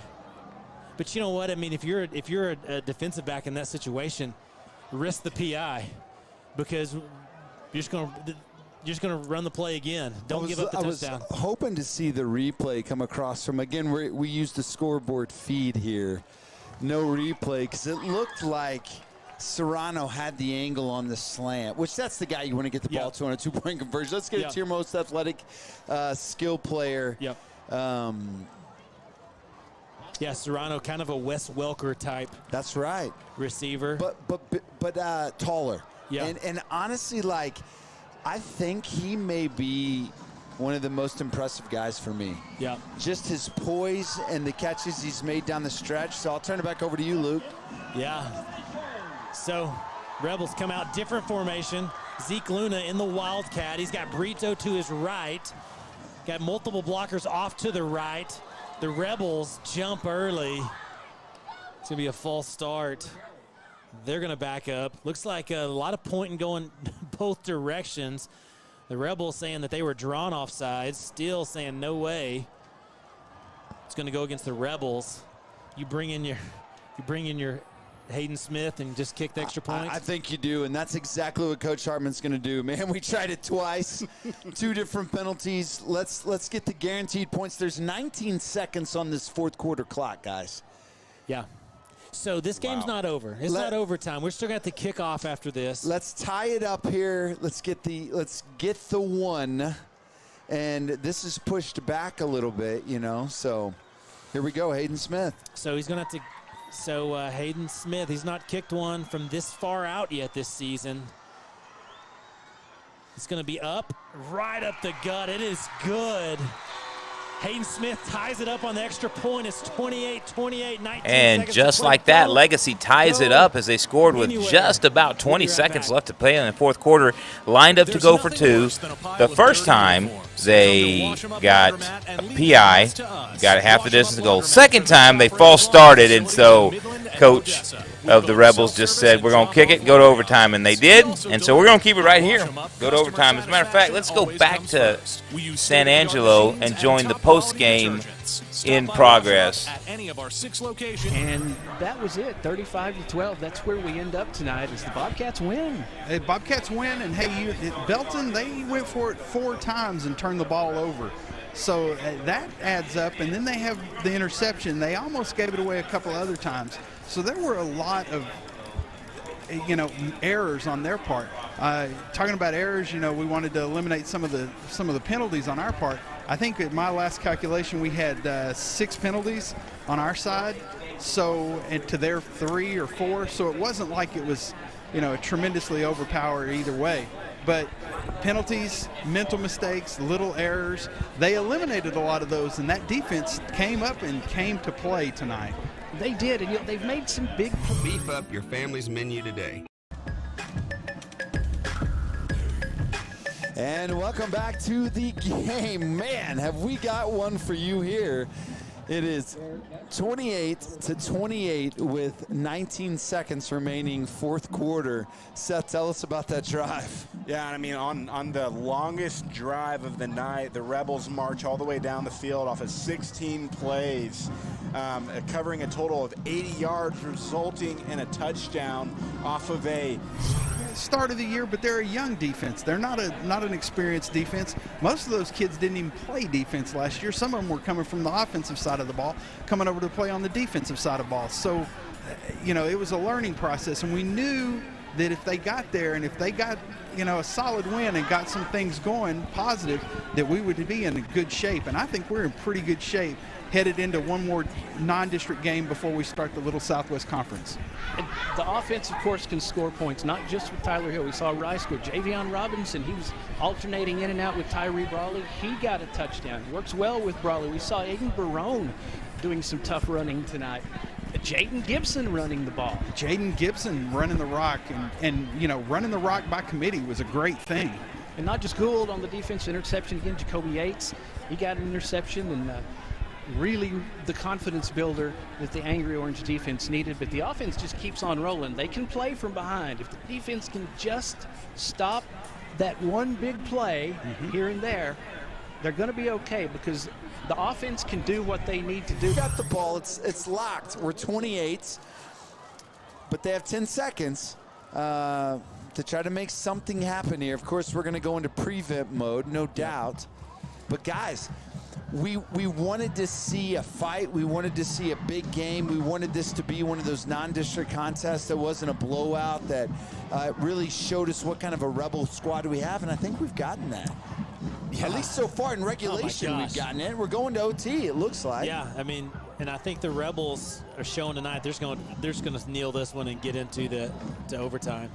Hey, overtime here at Astound Broadband Stadium. Man, this is a good one. Hope you were able to tune in, check out the video element on Mascot Media.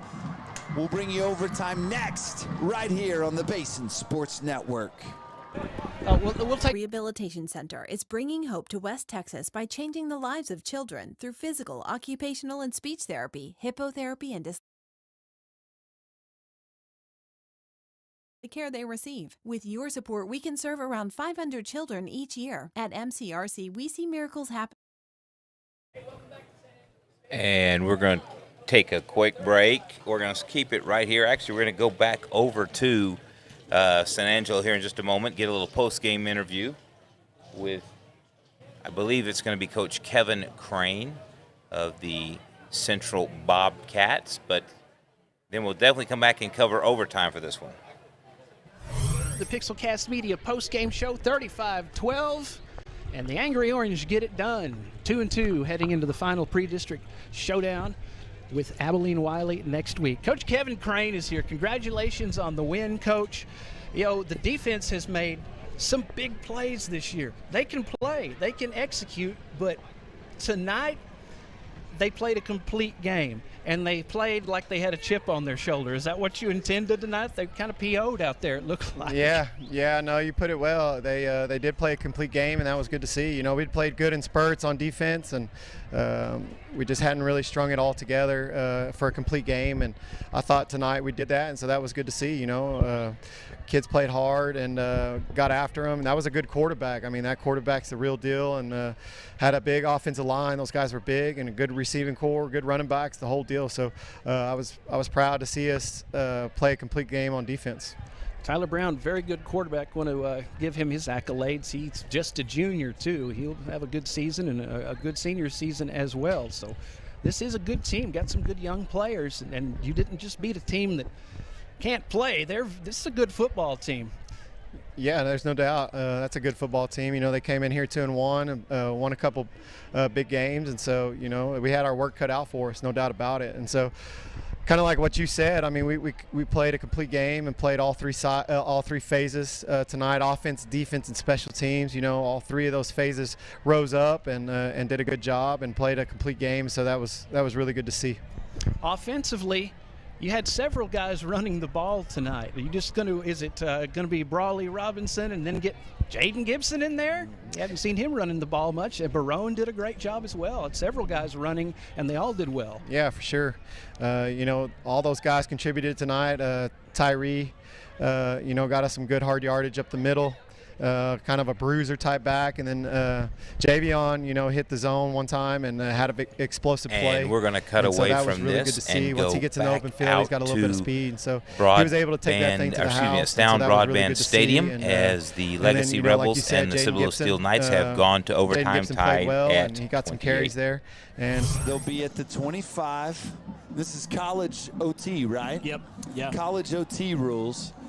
So that you see three receivers out to the right of the formation, one running back for Chad Warner. 28-28.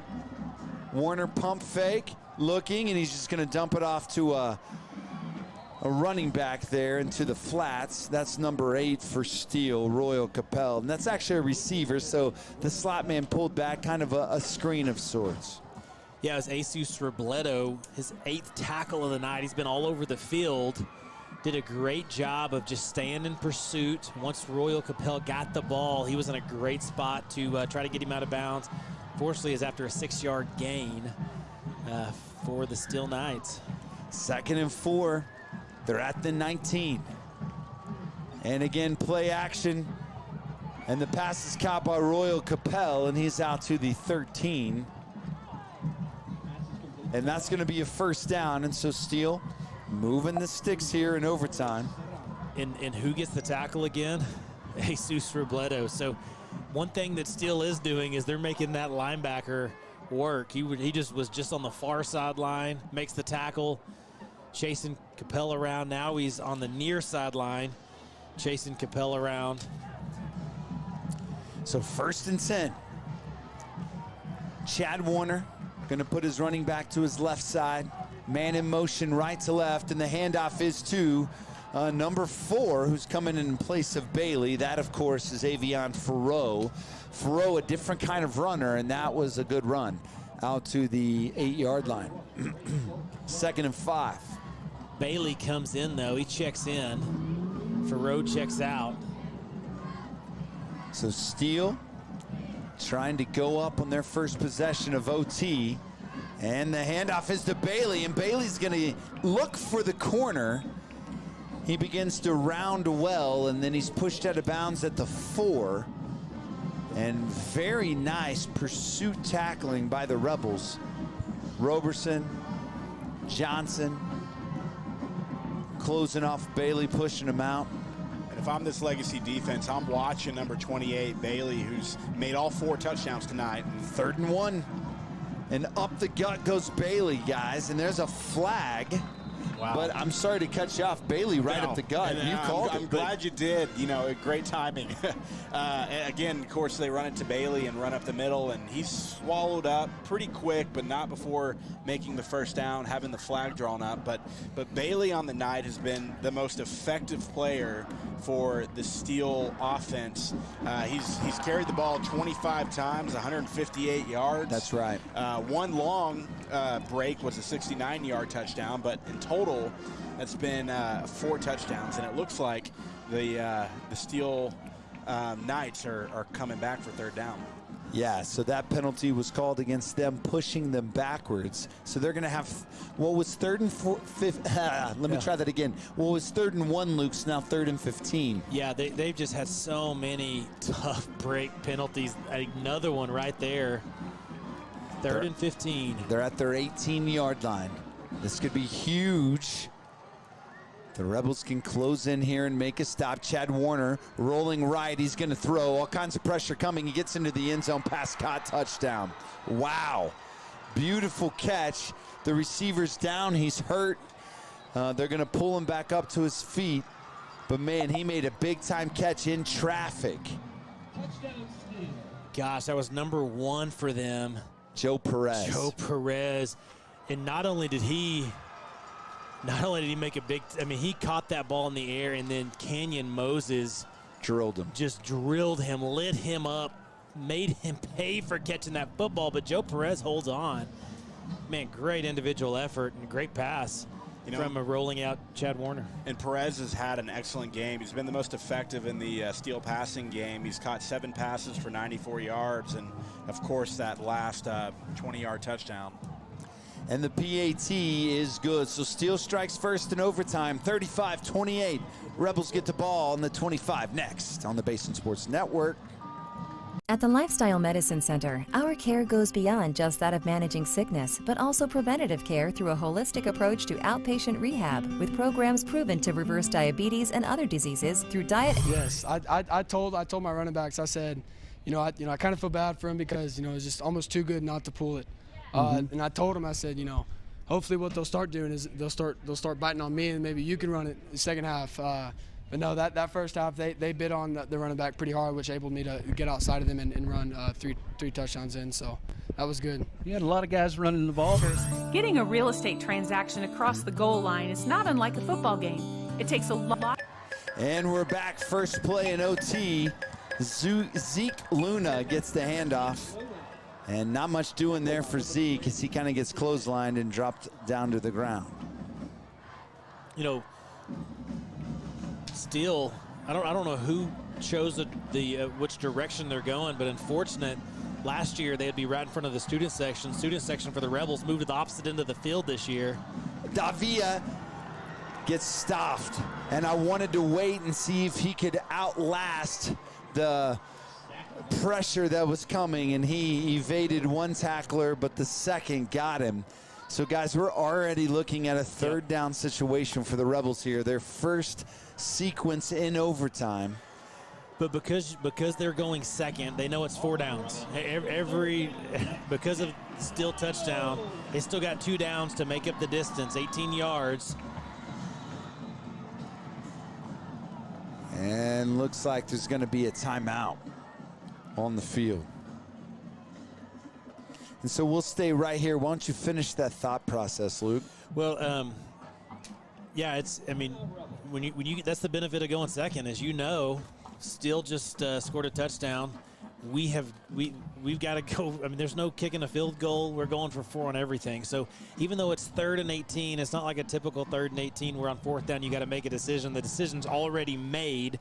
But before that last sack, when Steele did a great job bringing pressure, what I was saying is, I guess Steele chose to go this direction, and the band is on the opposite end of the field. The Dixie Dolls are on the opposite end of the field, and the student section are on the opposite end of the field. It just feels super quiet down there.